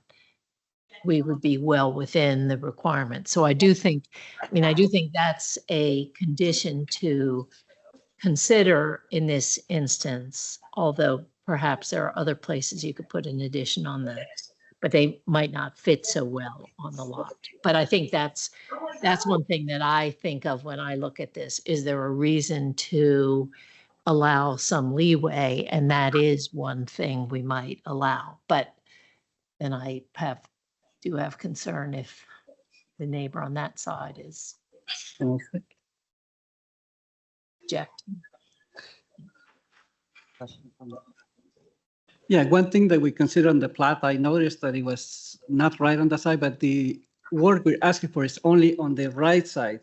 The 10-foot, that was on the left side. Right. So all the right side is legal survey, you want to say. It's a legal survey on the right side.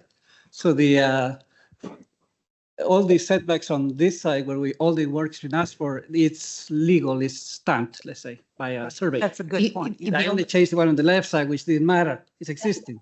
Well, the reason it matters as very technical, is that if it's not 10 feet on the left side, then the right side needs to be 10 feet. That's the thing. Aggregate. But it's very close to 10 feet for most of it, I believe. Right, but it is 10 foot on the new addition on 17, but on the old house, it's 9 point whatever, yeah. Right. And so so that's where that could run into trouble. Yeah, so it's the aggregate, measure, you have to measure both sides to get the aggregate. And if there's a question about one side not being accurate. And the request does accommodate the aggregate, the change in the aggregate. So. All right, well, we've chewed this one a little bit. How are people feeling on this one?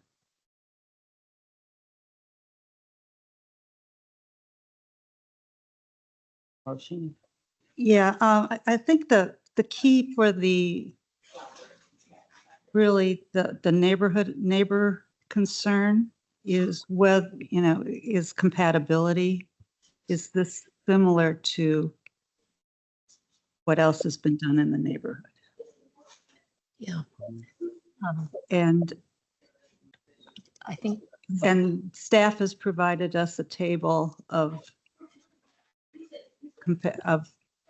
properties that have similar setbacks. Well, and I think also looking at, in some ways, just the shadows on the tax map help you see, and driving down this street, there's a lot of narrow lots on this street. And so, as if, looking at compatibility, it's probably more compatible than reducing a side setback would be in many neighborhoods, because it's a neighborhood of narrow lots. Yeah, except for the house on the right has a very unusually wide lot with a very large house. Yes, it's correct. All right. Ready for a motion? Yes. I move that the Board of Zoning Appeals adopt the attached proposed resolution granting the use permit V-11968-24-UP-1, subject to the conditions listed. Second.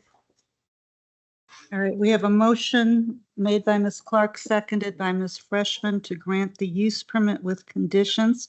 Any further discussion? I'll call the roll. Ms. Freshman? Aye. Ms. McCroskey? Aye. Ms. Clark? Aye. Vice Chair votes aye. Motion to adopt Thank you. passes 4-0. Thank you for bearing with us as we work that through. Thank you all. All right, Mr. Bowen, would you call the next item?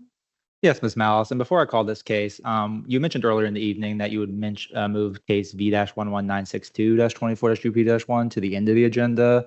I assume that would not be following the appeal, but would actually come after this case, correct? Sorry. So yeah, the case that was originally My numbered intention was to hear it before the appeal. before the appeal. Okay, thank you. I just want to make sure that it wasn't after the appeal. All right, thank you for that clarification. And then with that, the next case on the agenda is case number V-11969-24-UP-1. This is a use permit request by Highland Street LLC, doing business as Alair Homes, on behalf of Richard Hoffracker, the owner, to permit a street setback of 15.1 feet to the building wall, 13.6 feet to the building eaves,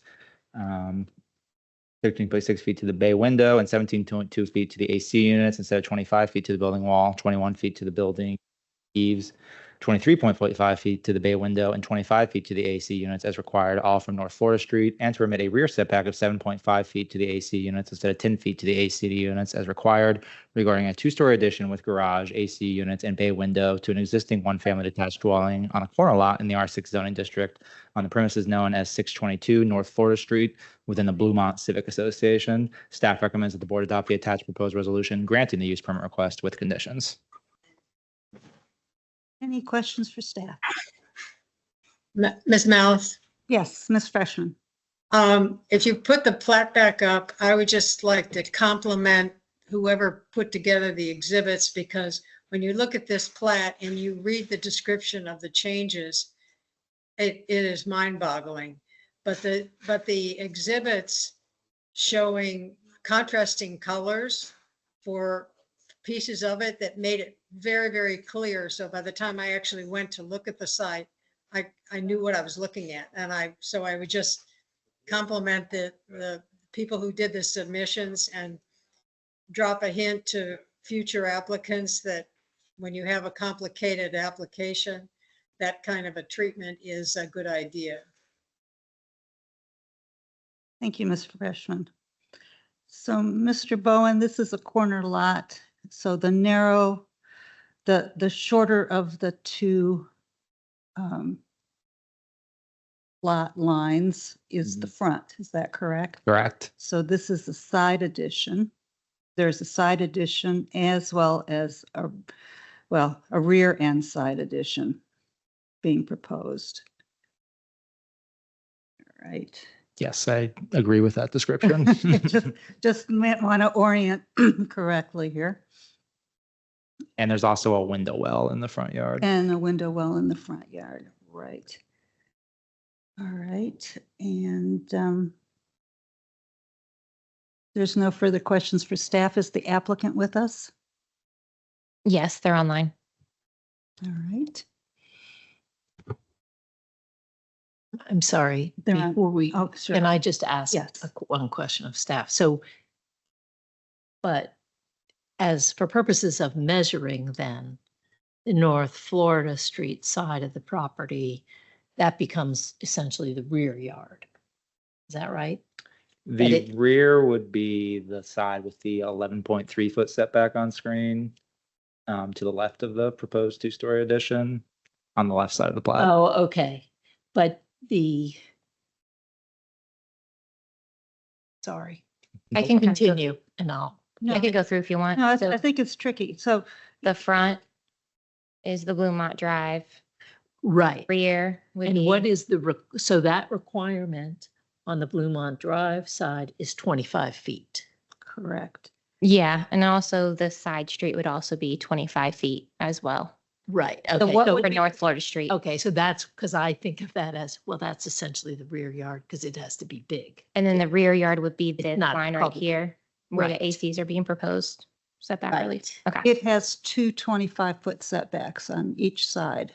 For both streets, yeah. both, So Yeah, Bluemont for and both, for Florida. the streets. Right. And then, okay. And Yeah, then it corner has- lots effectively what's usually a side yard setback of 10 feet on interior lots becomes, that standard is applied to the rear yard. Exactly. And that's, I think of it as, sorry, It's a my little, head. yeah. I think of it as Bluemont Street is the front, North Florida Street is the rear, because it has to be the same size as your rear effectively. Anyway, okay. The rear of the lot adjoins the next door neighbor. Yes, it adjoins 169A. And that has a requirement of, and that is not, there's no, oh, it is asking for a setback on the rear too, 7.5 on the rear, and as opposed to 10. And Okay, also the 11.3. So- It's not in the summary, but right, yeah. right. So the proposed window well needs no setback relief. But the air conditioning unit. And yeah, okay. Yeah. So there's setbacks requirements on two sides of the house. Or rear and side. All right, I think we're oriented. Welcome. Who is going to speak on behalf of this application? Good evening. I can talk to kind of the process we went through and how we got to where we are. So my fiance and I we're looking to add on a 2-story addition to our house. We've hired an architect, went through a number of different options, to include building towards Bluemont. I believe in that case, we would probably be forced to remove 2 large trees. We didn't really love that idea, and we kind of settled on this proposed design where, we're seeking a setback approval to build towards Florida Street. I would say being on a corner lot, I think it was a lot more challenging for our architect, just given that we basically have 2 front yards. So after submitting the application, we did do outreach with our neighbors. We got signatures from our neighbors. We did have one that withdrew their endorsement throughout the process. And I did go back and chat with them afterwards. And I think it was kind of they're a co-owner with someone that doesn't reside in that house. And the co-owner had concerns. Not necessarily the resident that lives there, but they were, siblings and decided to be aligned on their position. And I think that's all I have just to kind of present our case. I'm definitely open to any questions. Sure. So the siblings maintain their objection to the project. Yeah, I mean, she verbally said that at 616 that she did not have any concerns, but I believe they're just trying to be aligned, that siblings that obviously one is a resident of 616 and the other is not. Okay. But yeah, she did not change her stance, I guess, in writing. Right. So was there a change in the design from the time it was presented to when it was the same? Yeah, absolutely the same design. I actually approached them and described what we were doing and asked if they had questions and concerns, and didn't have any questions or concerns. I will, when I talked to them, I did describe what we were doing, and she didn't even want to see the drawings or anything. So it was more of a verbal discussion. Yeah, so thank you. Mm-hmm. You're welcome. So going back to the plat. So go ahead, Ms. Krosky. All right. So I guess my question is really, so you decided not to build towards Bluemont because of trees? Because that could have been done, you could build out that way without getting a use permit, right? Yeah, we looked into that option. There are two large trees on that side of the property, and the current umbrella of those trees basically overhangs our porch area. And the architect advised us if we go that way, we would have to take those trees down, and we do not want to do that. I think we enjoy the shade that we get from the canopy. Okay. So, this is Miss Ryan, the neighbor was objecting to a 14-foot increase to the frontage. Is that correct? I'm not sure I can read how many feet that addition actually comes out.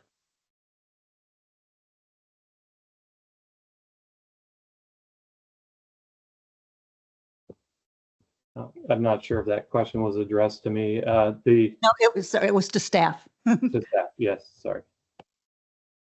Yeah, it looks like in the BZA comment form, she was mentioning extending the house 14 feet. Yeah, On the plat, it shows the addition is 14.8, okay. but it's going to meet the rear setbacks of at least 10 feet for the building wall. But it is going to extend 14 feet. 14.8 Florida on this Street. plat. Yeah, I understand her concern because if you look at, just looking at the tax map, if you haven't been there, all the houses on Florida Street pretty much line up. The fronts of their houses. And so this house would extend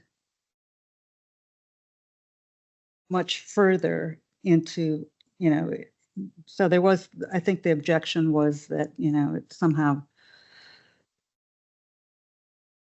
not consistent with what else is on the street and maybe sort of creates a wall in her front yard. That was how she described it. But I'm just noting. But in terms of comparables, staff feels that there are comparables that support this. Yeah, so Ms. Malice, I'll note as Meg mentioned, but I'm not sure it was you were aware that the rear setback that's being objected to, that actually is by right in terms of the setback. The rear setback to the AC units is part of the request, Right. but not the rear setback to the Got wall. it. Thank you for pointing that out. So I'm sorry. Which one is allowed by right? Is the 11.3 to the two-story proposed Mhm. addition from the lot line? Is that allowed by right? Correct. That would only need to be 10 feet in accordance with how the lot line Oh, requirement okay. is So it's applied only to the AC units on that corner lots, it's, correct. okay. And just in case it's not clear either, the red circles you see on the plat that's on screen now, those are not part of the plat submitted by applicants. We have been circling the features that Okay. require relief. Yes. Oh, thank you. Okay. I'll pay more attention to that. A little helpful hint.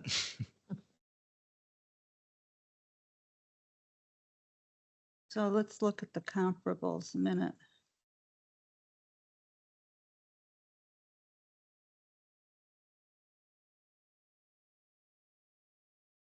Because I don't think there's any on this main building footprint, rear setback. Okay, the rear setback we understand. It's the side setback on the street.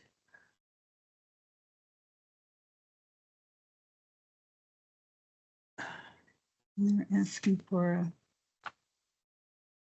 a 13. Okay, so there's nothing on Florida Street at this.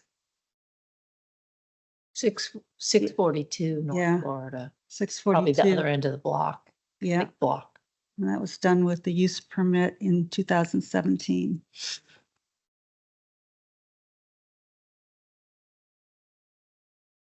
Yeah, we don't see that one.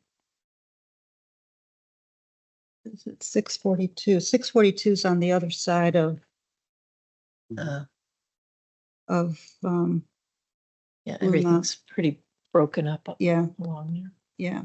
And that's a very irregular lot. 642 is, yeah. Any other comments from colleagues? Nothing. Ms. Freshman, you have anything? No, thank you. Okay.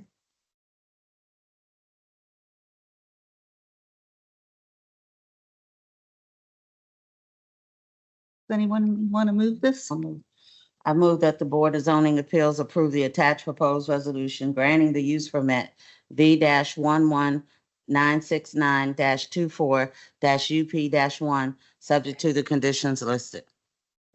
Second, A motion made by Ms. Clark, seconded by Ms. Freshman. Any further comments? I will call the roll. Ms. Freshman, aye. Ms. McCroskey, No. Ms. Clark, Aye. Ms. the Vice Chair also votes no. I think we're going to have to defer this item till we have a full complement of board members. Yeah, because that's not an action at this point. We have no action that we can So take. actually, so what? Ms. Malice, Yes, I would point out that we have already deferred to one case to September and have 2 appeals.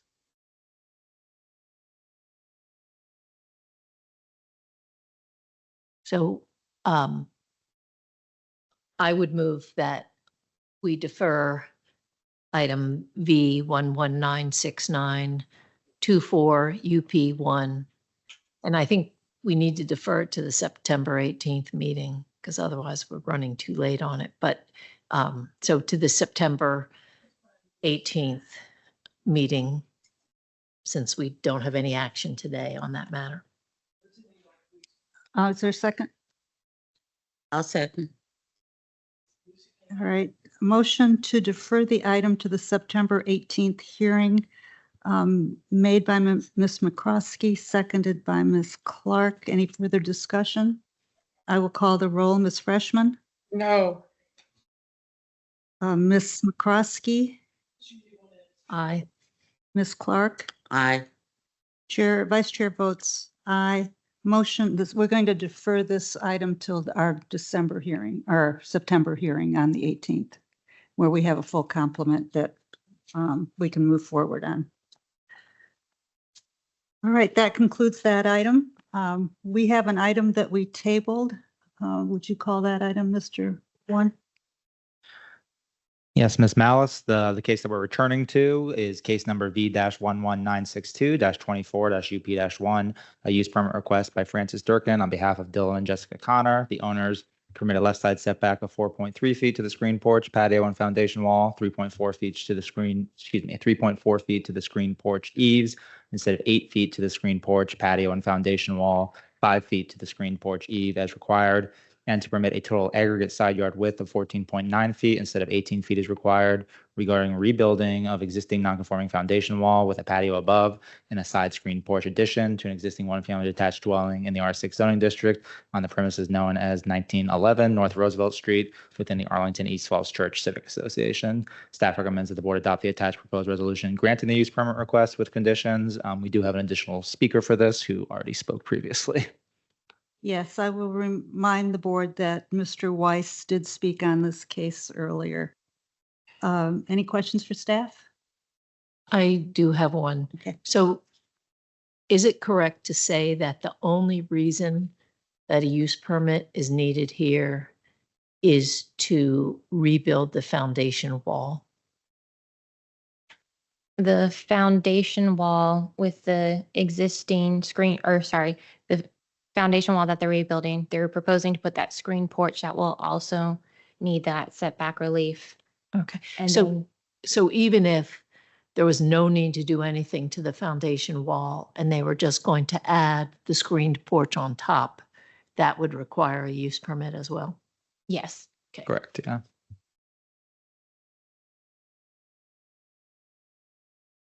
Right. Is the applicant with us? I am. All right, are you, what is your name, please? I'm Dylan Connor. Okay. Would you like to speak on behalf of your application? I would please. Thank you to the board and the staff for your time. I apologize for missing the earlier bringing up this topic. My wife and I moved in this home about 2 years ago. It's a lovely street. We have lovely neighbors. We have an existing porch patio that is a little bit needs some work. That was, probably installed back in the 60s or 70s. We'd like to repair, and both of us are from the South. We really enjoy a screened-in patio. We've been on the street for about 2 years now. We reached out to our neighbors, a combination of, informal chats and texts. Didn't receive any specific feedback regarding the application after the notifications went out from Arlington. I have spoken with our neighbor at 1907, Paul West, and his wife, and they have expressed some concerns about the resale value of their house being affected by the potential addition of a screen patio. We've talked to our real estate agent, and the consensus was that, adding value to our home adds value to the homes in the neighborhood. We don't intend to make owners use of the patio in terms of a entertaining space, and we do have a nice kind of hedge barrier between our homes. We don't think it would be a overly imposing item. It's also a shed roof that slopes down to just over head height at the area closest to their homes. We don't think it's too bad of a visual encroachment on their home either. And that's really all I have to say, except to answer any questions you may or may not have. Thank you. Any questions for the applicant? Yes, Ms. I would Rushton? like, I'm not aware of any neighborhood feedback other than your neighbor who has spoken against it. Do you have other signatures or emails or anything that we can point to for support? So we have a little bit of a weird situation. The only person that's directly contiguous with our lot on that side is Mr. West. Our other neighborhood neighbors across the street at 1908, declined to provide any feedback. We reached out to 1920, 1912, and 1908 and did not receive any feedback from them as well.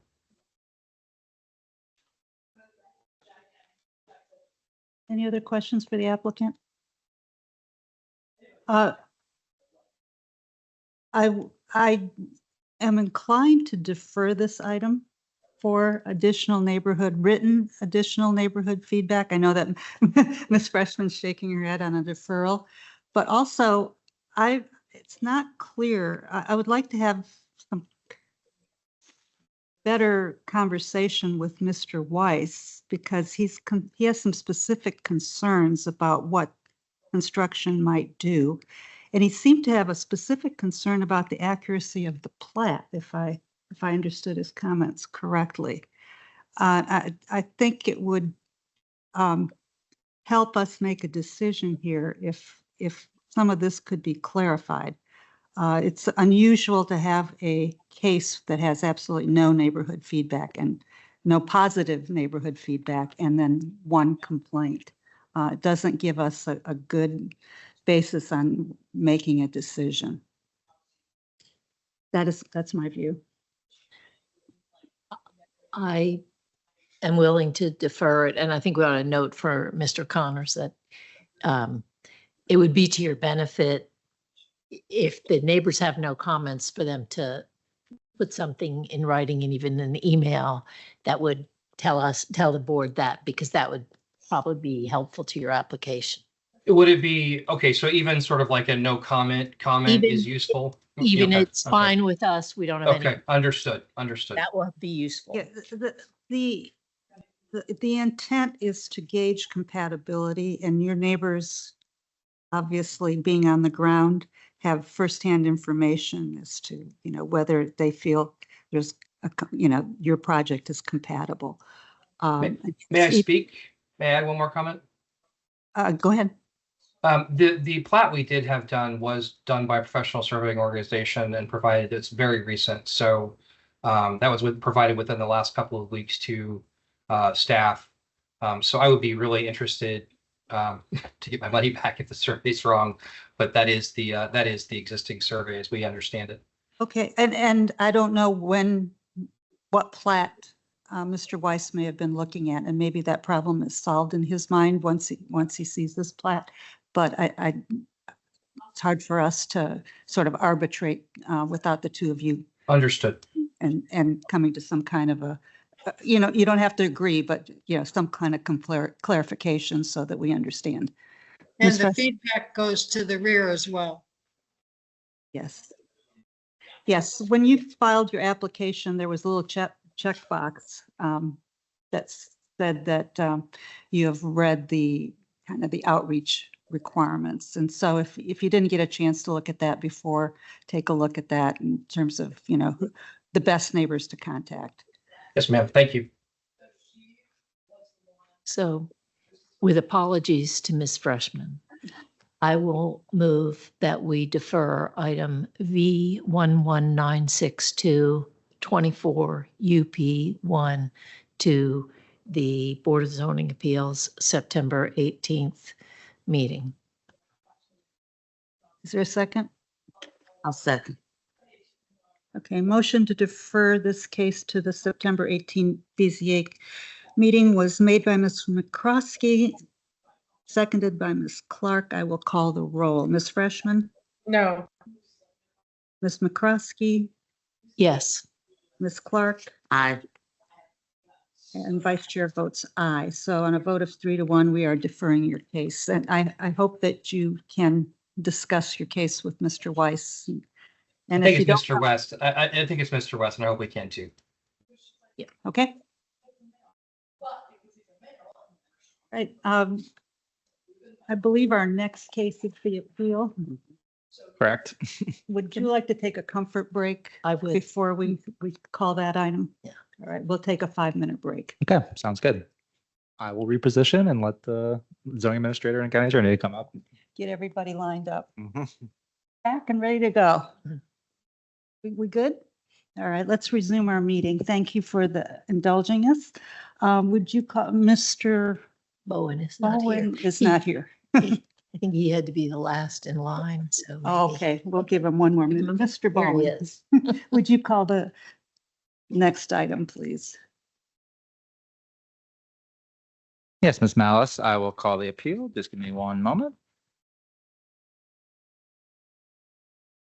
Okay, the next case on the agenda is case number V-11961-24-APP-1. This is an appeal by Matthew and Stacy Keeley of the zoning administrator's decision to approve expanded housing option EHO permit number ZEHO 24-00001 for a lot located in the R10 zoning district on the premises known as 6807 Williamsburg Boulevard, RPC 01-006-065 within the Arlington East Falls Church Civic Association.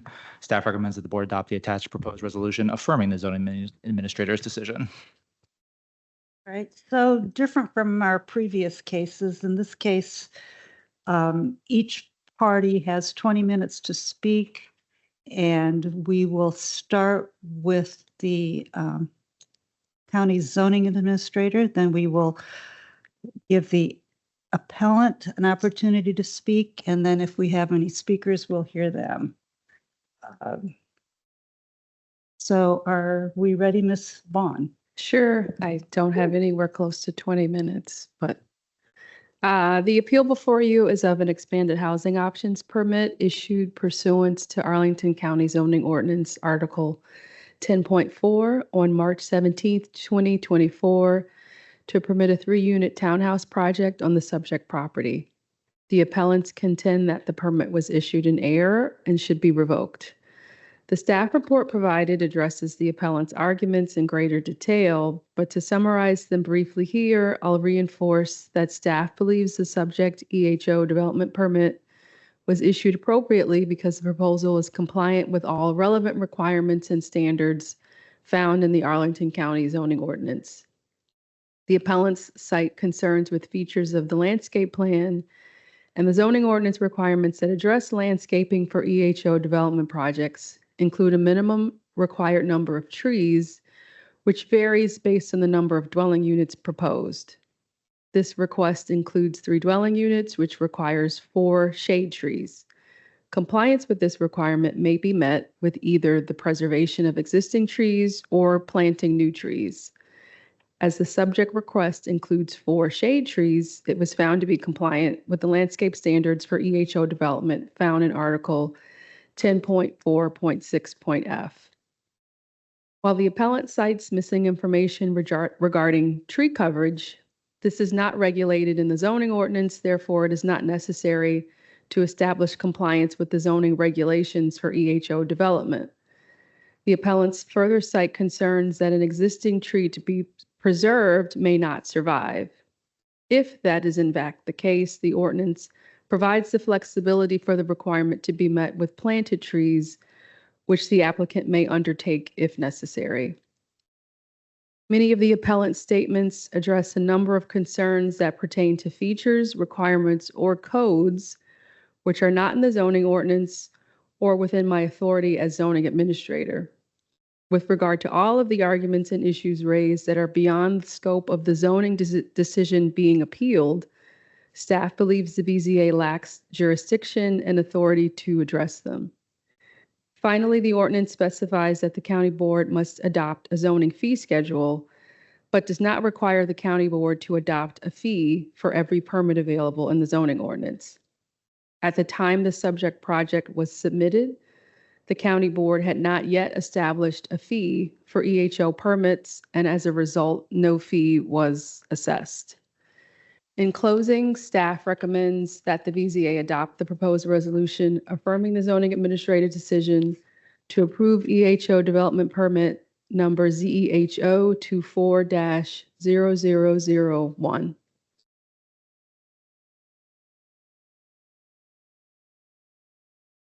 That's all for me. Thank you. You want to ask a clarifying question? Yes. I just wanted to, there's a allegation in the appeal that sealed documents sealed drawings were required, with engineering seals. And can you just mention why or what is your position on that? I look at the drawings we have, and they're not sealed, they are signed by somebody and they're clearly measured drawings, but are such drawings required for all submissions to zoning? No. I'm trying to find them. The short answer is no. Got it. Yeah. I can just say that the applicant has cited the Virginia Administrative Code. That's not the Right. zoning code. Right, but I guess my question is simply whether, there are times where the zoning code requires, and does the zoning code require sealed drawings for this type of application? Because there are times when they would have to be. Do you mean in the EHO or do you Yes, mean in the zoning EHO, code anywhere? right, for EHO drawings anywhere. There's not I guess, again, the short answer would be no. It's hard to say for every situation what might be required. Sometimes if, I can't think of anything off the top of my head where we need further clarity, we might ask applicants to provide more information, but it's Right. not a hard and fast requirement. So just to follow up though, on cases that we receive for variances and use permits, it seems that seals are required. So maybe I'm confusing what you're talking about when you say seals. We require plats of survey that have been certified. And the ask is that whatever is being submitted to us accurately reflects the conditions either existing, or I guess if it's Right. future, that wouldn't apply to something that's sealed, but.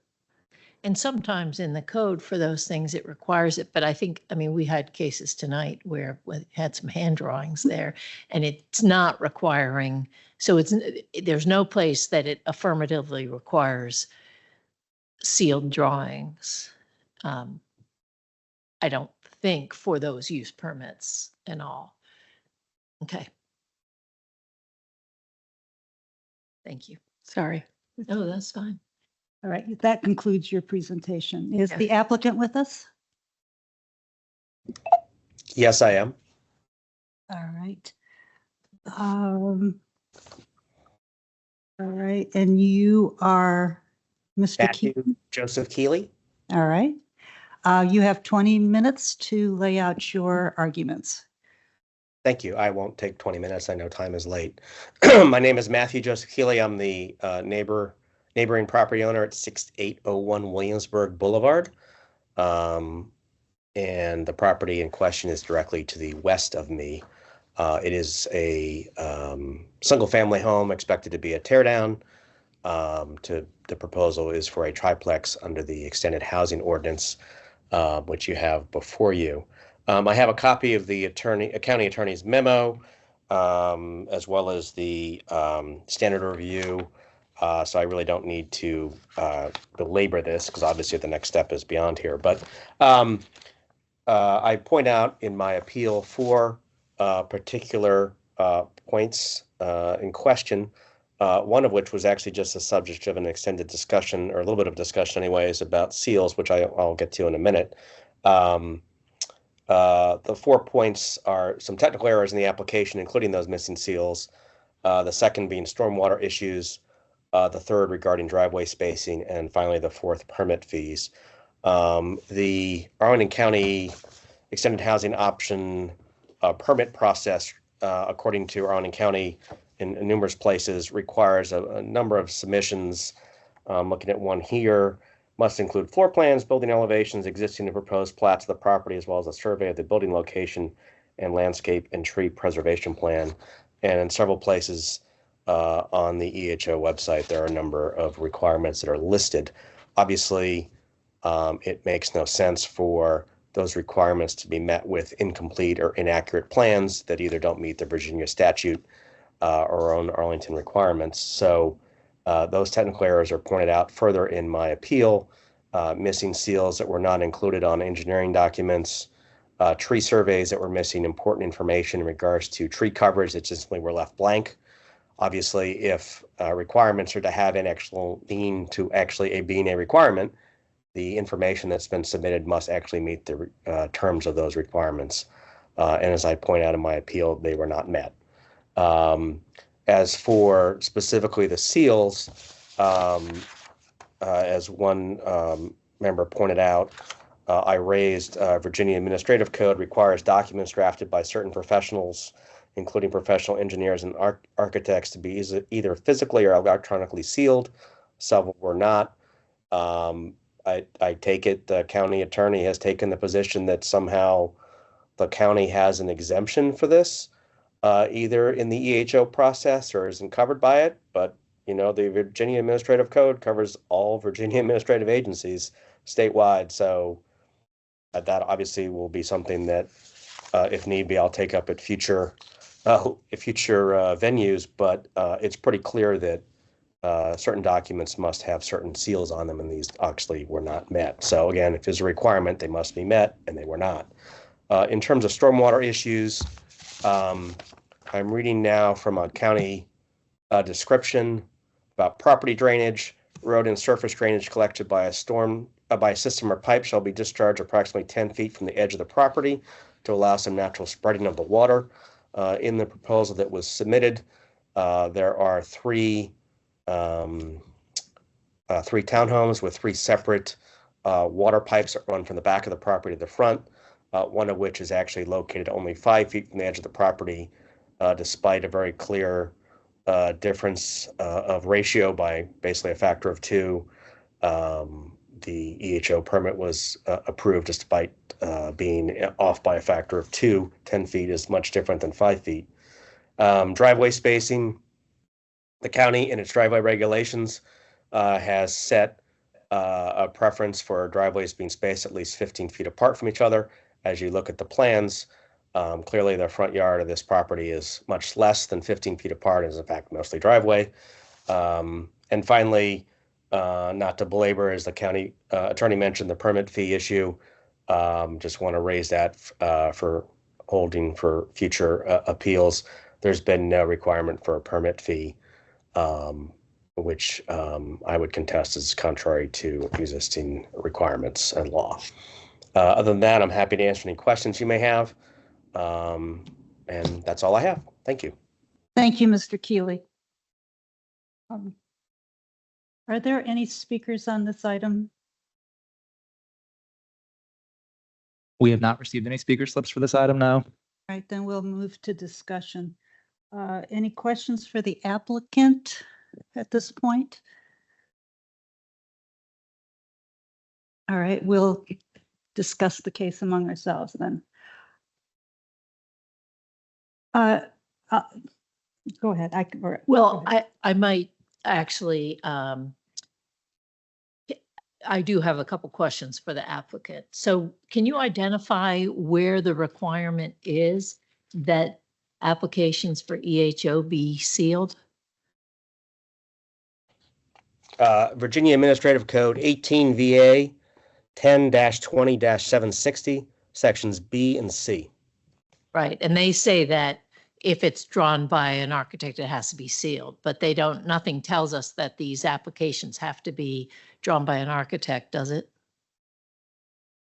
The code requirement applies to anything. There's not a specific Virginia law or regulation that calls out Arlington's EHO permit process. Okay. I mean, obviously, the requirement is for all agencies, all units of government to follow those rules. It would be nonsensical if laws didn't apply until a new law was created to cover a new application process. So until a law is changed, existing regulations cover new policies and procedures such as EHO. I will have to note that the Virginia Administrative Code doesn't necessarily apply to the county. Does not apply to the county. That's your position? That's correct. Because there are times when it does not. I'm sorry? It does not apply to the EHO ordinance here. You said it does not apply to the county. In the ordinance here, it does not apply to this ordinance. That's your position. Okay. Any other questions or comments? I have a few. On the question of sealed drawings, would they be required at some point later in the process? I can't speak to what the building code requirements are because that's not something I'm familiar with. And Mr. Keeley, this is how I understand our situation. We're the Board of Zoning Appeals, so we are strictly looking at zoning issues. Zoning staff and the county attorney are fencing some of these issues, and basically they're saying they are not zoning issues. They don't specifically apply to the zoning code. So my question to staff would be, for instance, if Chest Bay requirements are not met someplace along the process to getting a building permit, what would be Mr. Keeley's options to criticize or challenge? Is it at the building permit stage? Is that when it all comes together?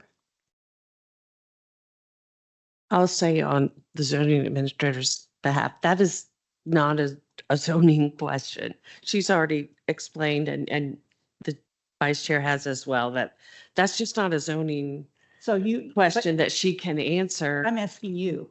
Can you I say can't that? answer that. I'm here in capacity of representing the zoning administrator. It's a difficult question. I don't practice law related to the Chesapeake Bay Preservation Act.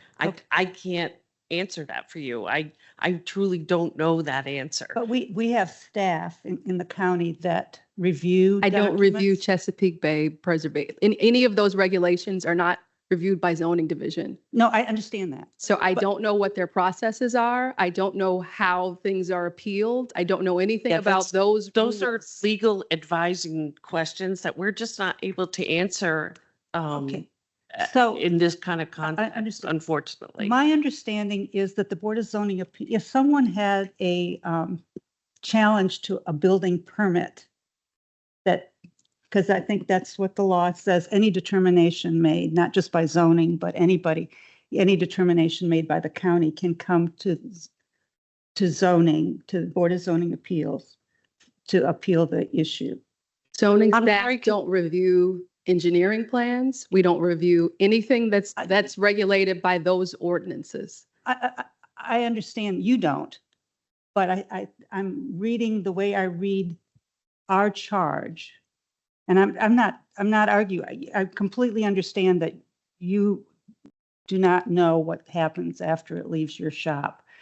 But I'm questioning whether, and if an applicant thinks a building permit has been issued in error. Then there's a board that handles building permit appeals. Yeah, that's that. So if down the road, someone thinks that there should have been a seal and there wasn't at some later stage, or the easement should have been considered at some later stage, or the parking rules were not properly followed, there would be an opportunity at a later stage to appeal this application to someone else. And what I'm saying is, I don't know. You don't know that, okay. That's not her expertise, her job. I as zoning understand that. administrator is what Understand that. she's trying to That's my view, is that, you know, you mentioned a board that, you know, reviews building permits. If I could throw in 10 seconds real quick. Go ahead, Mr. Keeley. The EHO process requires a submission of a number of documents, as I mentioned. If they're required as part of the process, then the venue or the entity that then handles appeals of the EHO system would be the logical and legal place to appeal disputes over the materials that were submitted to accompany the EHO permit process, which in this case is the Board of Zoning Appeals of Arlington County, which is why I'm here tonight. But apparently not. No, Well, that is correct. That is correct. That is correct if it is a requirement of the EHO. Of the EHO. But there are, I think, you know, I look at the citation from the Virginia Administrative Code, and frankly, that is a professional licensing requirement for architects and engineers to seal their documents. And it is, what it's doing is ensuring that when an architect or engineer has prepared a document, people can rely on it because their seal appears. It doesn't mean that everything submitted to the zoning office would have to have such a seal. And the zoning office, you know, the EHO requirements, we go through this every time, they're sort of bare bones, because it's really a preliminary first step in the review of projects to make sure they meet the basic requirements to qualify as an EHO. And then that project, if indeed it qualifies as an EHO because it has identified the right number of trees, and it doesn't have to go through all the details yet, and then it has a LDA permit for land disturbing activities and runoff and trees, and none of that will come before us because that's not done by the zoning administrator. And right now, in fact, all of the zoning administrator's work is not finished. It's simply a very simple EHO permit is the only thing that I think the zoning administrator has approved at this point. And unless we have identified something that is in the EHO ordinance that hasn't been met, then we would have to affirm the decision of the zoning administrator. And I think, you know, we have, you know, complaints about trees, but the number of trees have been identified. One may be leaning. If it's not there when it comes time for a certificate of occupancy, it'll have to be replaced. And those many issues are dealt with down the road. It kind of the BZA is in a position where we're looking at a very preliminary matter with just a few things that are required. And so stormwater issues have not been dealt with yet on this project. And I think all those things need to be, you know, a lot of things are left for down the road. And I know it's frustrating. I think it's frustrating for appellants who would like to look at the whole project right now, but that's not where we are. The zoning administrator has done a defined action, which is the approval of the EHO itself, which is, you know, if you look at the code section, you can see how simple it is.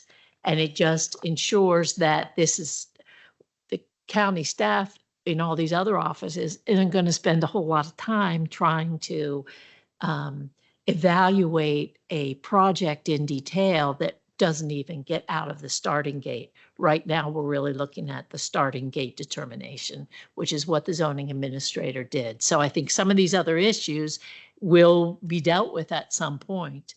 But in looking at, you know, I know I raised this issue of the seal because I hadn't looked carefully at this, and I apologize for not doing that before tonight. But honestly, it's in the professional licensing section of the Virginia Administrative Code. That's what it governs. And the fact is that, you know, the zoning administrator accepted handwritten drawings not prepared by anyone but the owner that showed her sufficient information that she could make a determination on this. She could accept those. I mean, we'd be able to review if we didn't think they met the standard of having at least, you know, the information for an EHO permit, but that is the limit of that provision, I believe, in my reading of it. The one other thing I might add is I posit if an individual submitted a permit application for an EHO permit and didn't submit anything else with it as required, it would be rejected because obviously those requirements are part of the EHO application. If that's the case, then the documents that are required must meet the terms at a very high level, as well as individual details. So, I mean, I can read the tea leaves just like anyone else here. I know where this is headed, but if the county zoning office says in order to get an EHO permit, you must add 10 things, whatever they may be, and if you don't add those 10 things, it will be rejected. Those 10 things obviously are part of the EHO application by definition, and obviously they have to be accurate for their application to be approved. Otherwise, it would make no sense to require things that could be either submitted inaccurately or deliberately false. So I don't know if that clarifies anything for the future. Again, I can read the tea leaves here just as well as anyone, but I did want to point that out, which is if the county zoning office is saying you must attach 10 separate things to a document or whatever the number may be, the notion that they can be inaccurate or missing things in any circumstance is somewhat, I think, contrary to common sense, but be that as it may. So just to follow up on that, so do you have something that you've identified as inaccurate here? Well, for instance, you mentioned this, the plat, for instance, has to list all easements. There's no easement listed on that plat. Well, for a EHO, what says it has to list all easements for an EHO permit? That's not relevant to an EHO permit, is it? Our easements are irrelevant, I believe, at this point. Existing and proposed plats of the property must be submitted, and all plats must list easements. And where is that you're reading that from? I'm on, well, this is the PDF. I can kind of hold it up, but it's the Arlington EHO zoning application process that's linked on the Arlington County EHO website. Hold on one second. Arlington EHO, oops. So if you're on the Arlington EHO development website, under resources on the right column under resources, there's a PDF linked. It says new EHO zoning application, building and permit processes. If you open that PDF, step 1, create and submit a zoning application for expanding housing development in permanent Arlington. And then it continues, the application for an EHO permit must include floor plans, building elevations, existing and proposed plats of the property, as well as a survey of the building location and landscaping and tree preservation plan. So I've taken it from the county website. Does the zoning administrator have any response? I don't believe that's in the actual ordinance. Well, it's on your website. You're bound by what you said as a county, not you specifically, but the county says to any applicant, you must submit this. You're bound by that. It sounds like you're referring to a one pager or one or two pager that was created as like a guide for people to give them a sense of the types of information that would be required if they wanted to start the process. So we've tried to make things clear because we often, hear, okay, I applied for one thing and I didn't know I was going to need XYZ for the next thing. So we tried, I think that document was at the request of the community wanting more clarity about are 2 permits required, are different things required for the 2 parts of the process. And I think that's a 2-pager where one is about the zoning permit and one side is about the building permit, but it's not ordinance text. And I will. It says EHO permit applications must be submitted, and then it's talking about EHO applications.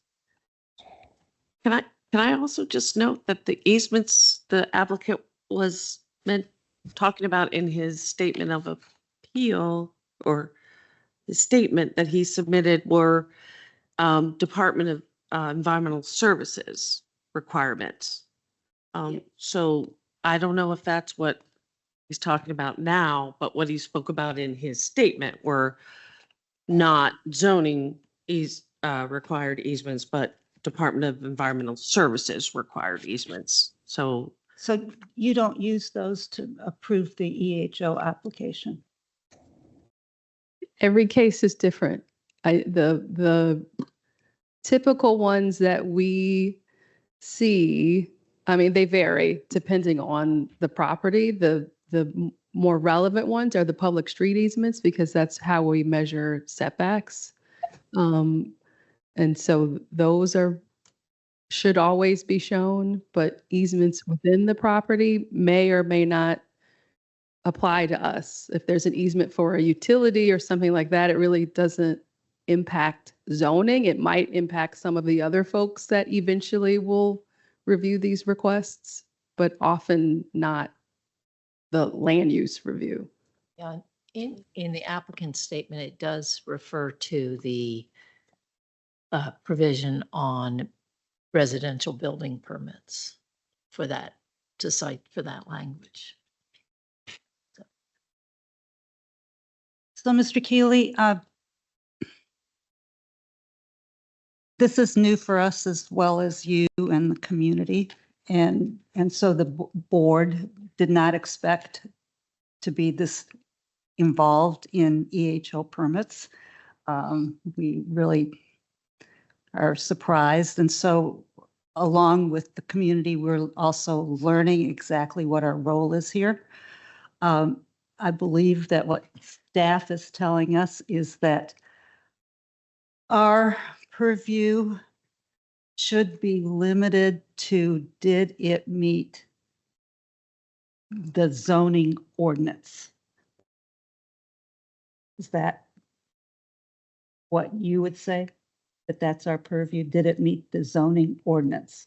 Well, I think where we come from that is it's really the state code giving us authority to review, to hear appeals from the zoning administrator. And the question is whether the zoning administrator in the action that she took, whether she made an error or not. And so necessarily we're limited to considering only the matter that the zoning administrator considered, and I think that's part of the, so in this case, it is the only action that has been taken is to issue that preliminary EHO permit.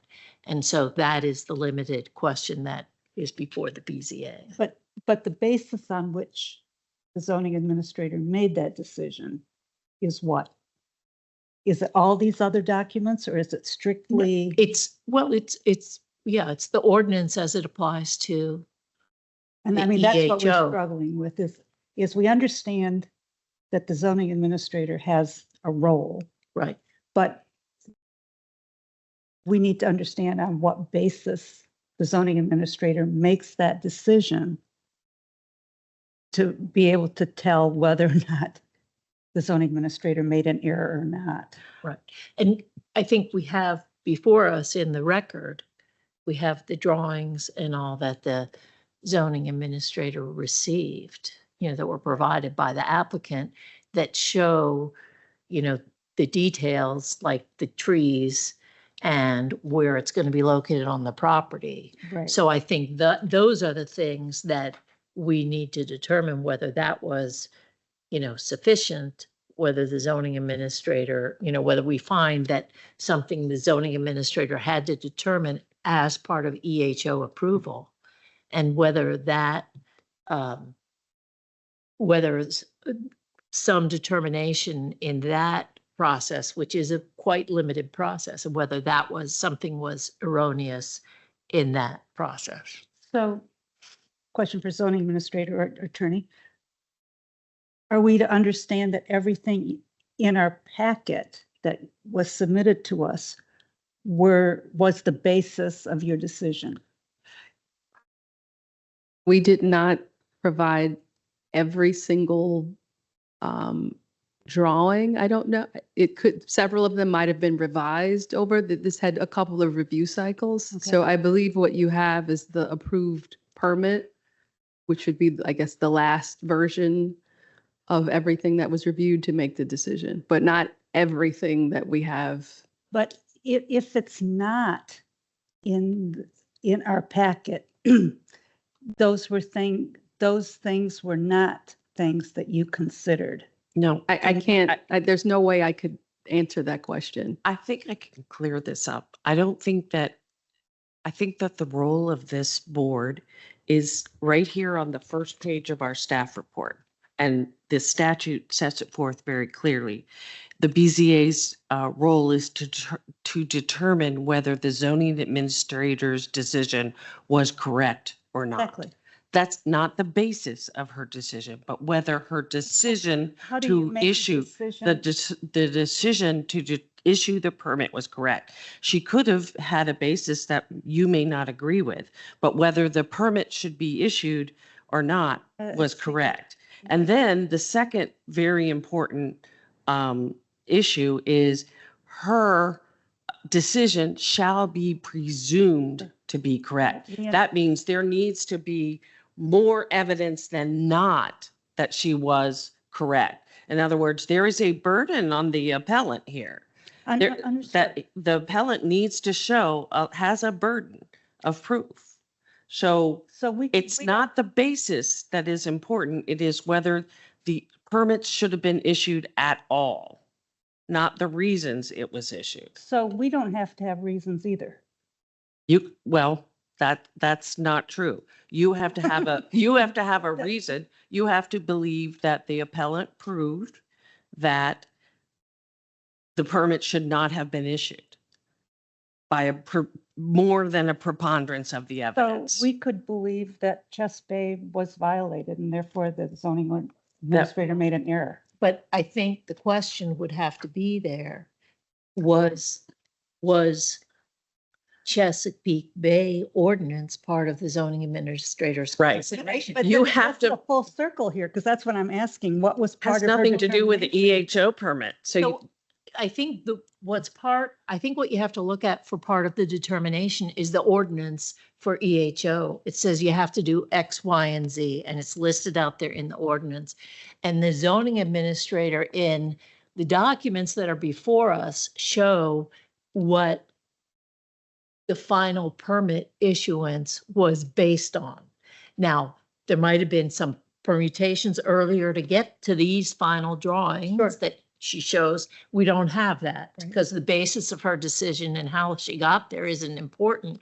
What's important is whether these drawings meet the parameters in the EHO ordinance, because that's the only decision that's been made to date by her, and that's what we're determining is correct. So the question before us is, has the applicant or the appellant, excuse me, Mr. Keeley, shown that there is something erroneous that the zoning administrator did in approving this EHO permit? Mhm.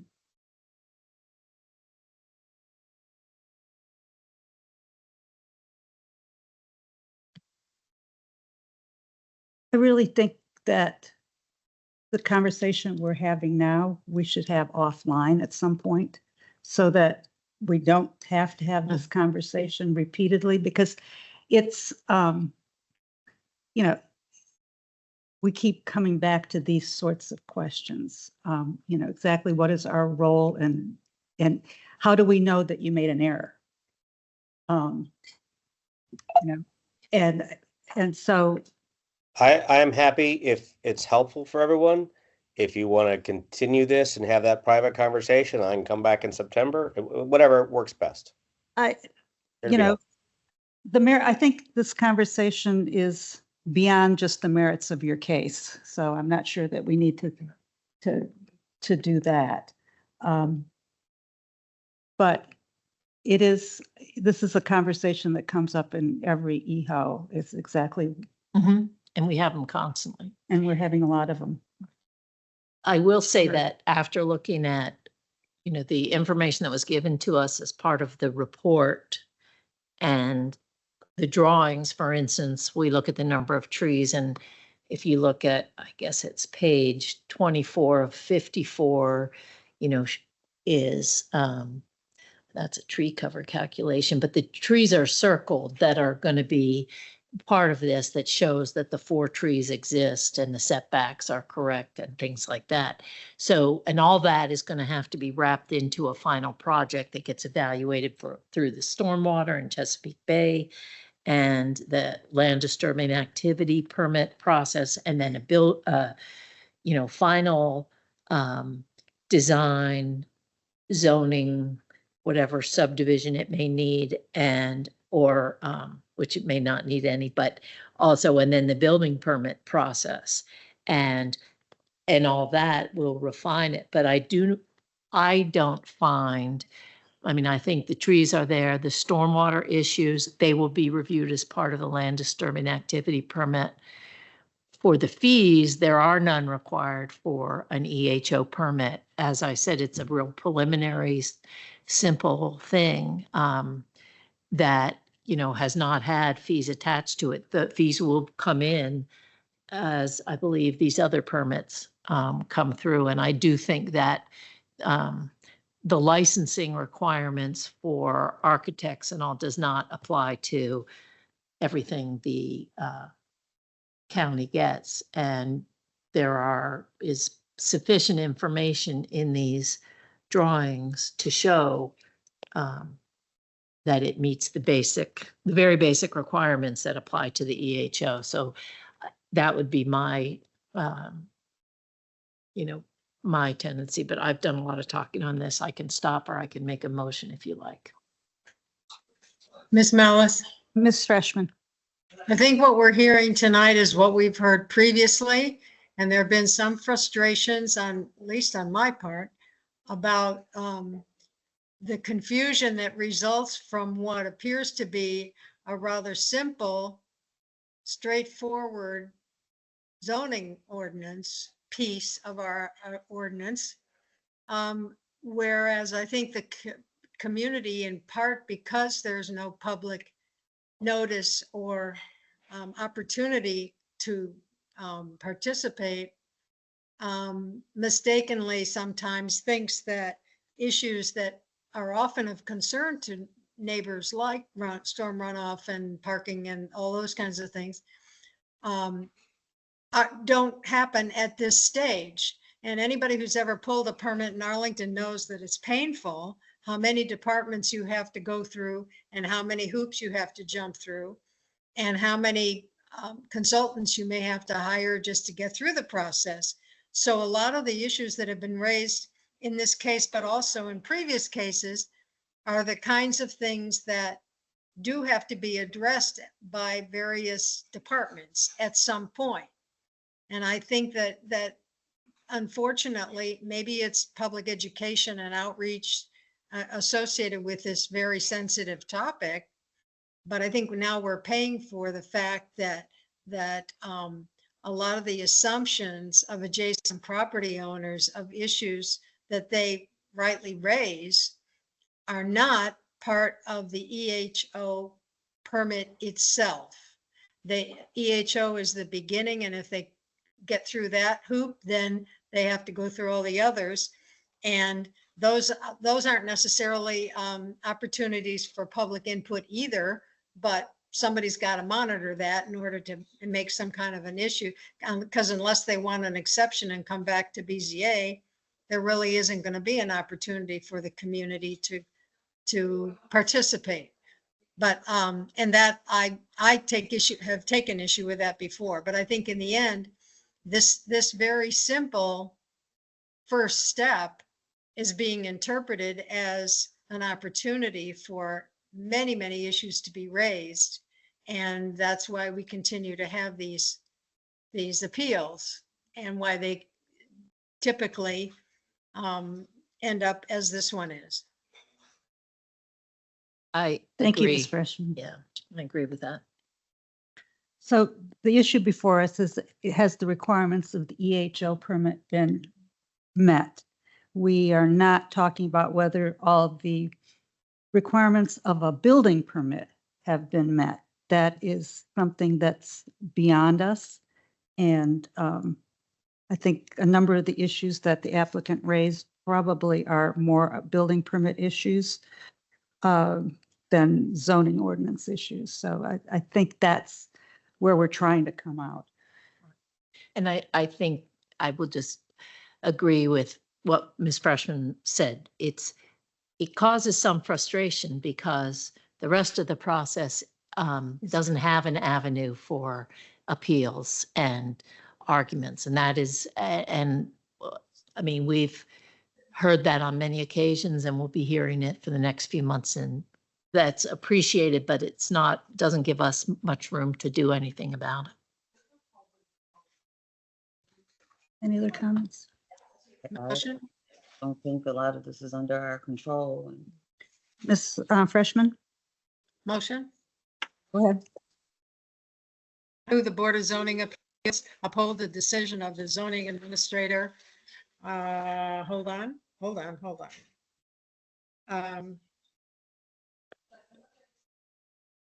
I'm trying to find the case number. I don't have the case number. Help. It's on the screen. Can you see the screen? the top. No, it's not on my screen. Oh, okay, sorry. Right.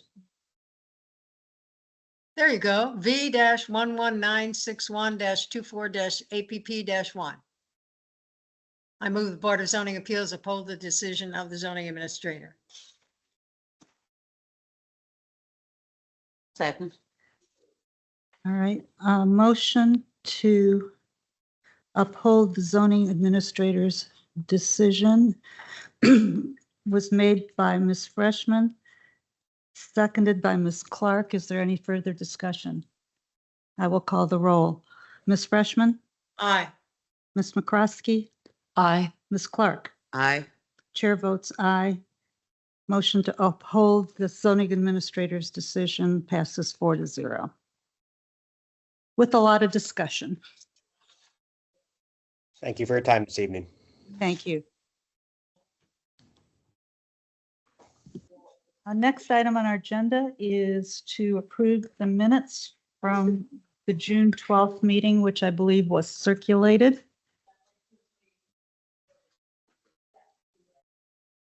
Anybody want? I'll move approval of the June 12, 2024 BZA minutes. Second.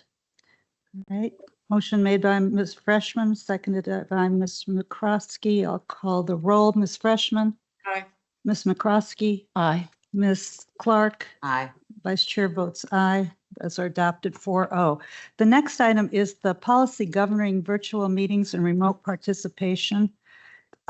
Is that time sensitive, Mr. Blake? We had a request from the county manager's office to adopt it during August meeting if there was one, but really the next available hearing. Can you put up a draft? Does the draft, can you put up the draft? Yeah, Meg, are you able to pull that up? We did put it at the bottom of the agenda, including the Oh, it's updates at the bottom that of the agenda. We can Rick find that. provided this week. I can find that.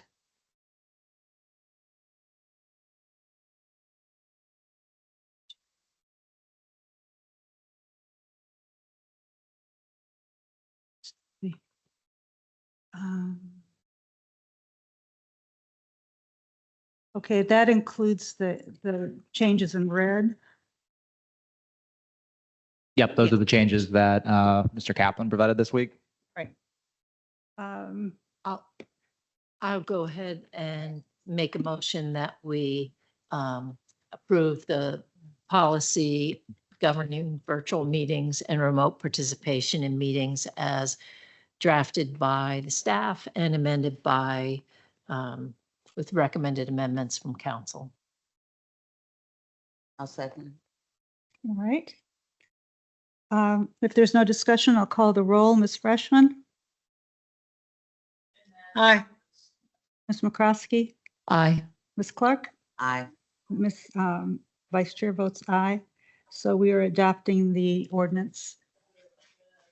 As a person currently remote, could somebody actually send me that document as an attachment? Because I can't really deal with it on the tiny screen. You know, it is on the agenda. The last item on the agenda. Were you following along on the agenda? Yeah, It's the last item. So if you click on that link, you can bring it up. well, I'll have to do that when I'm in a place where I have a printer and whatnot. Oh, okay. Okay. You know, I think Mr. Kaplan sent that version, the same version around to all of us. Okay, I'll look for it. Yeah, I believe that's the You case. as well. emailed it, so it should be in your email too already. And once we adopt the changes, accept the changes in the document, we'll post it online on the BZA website as well. Okay. Is there a place that happens? When you post it online?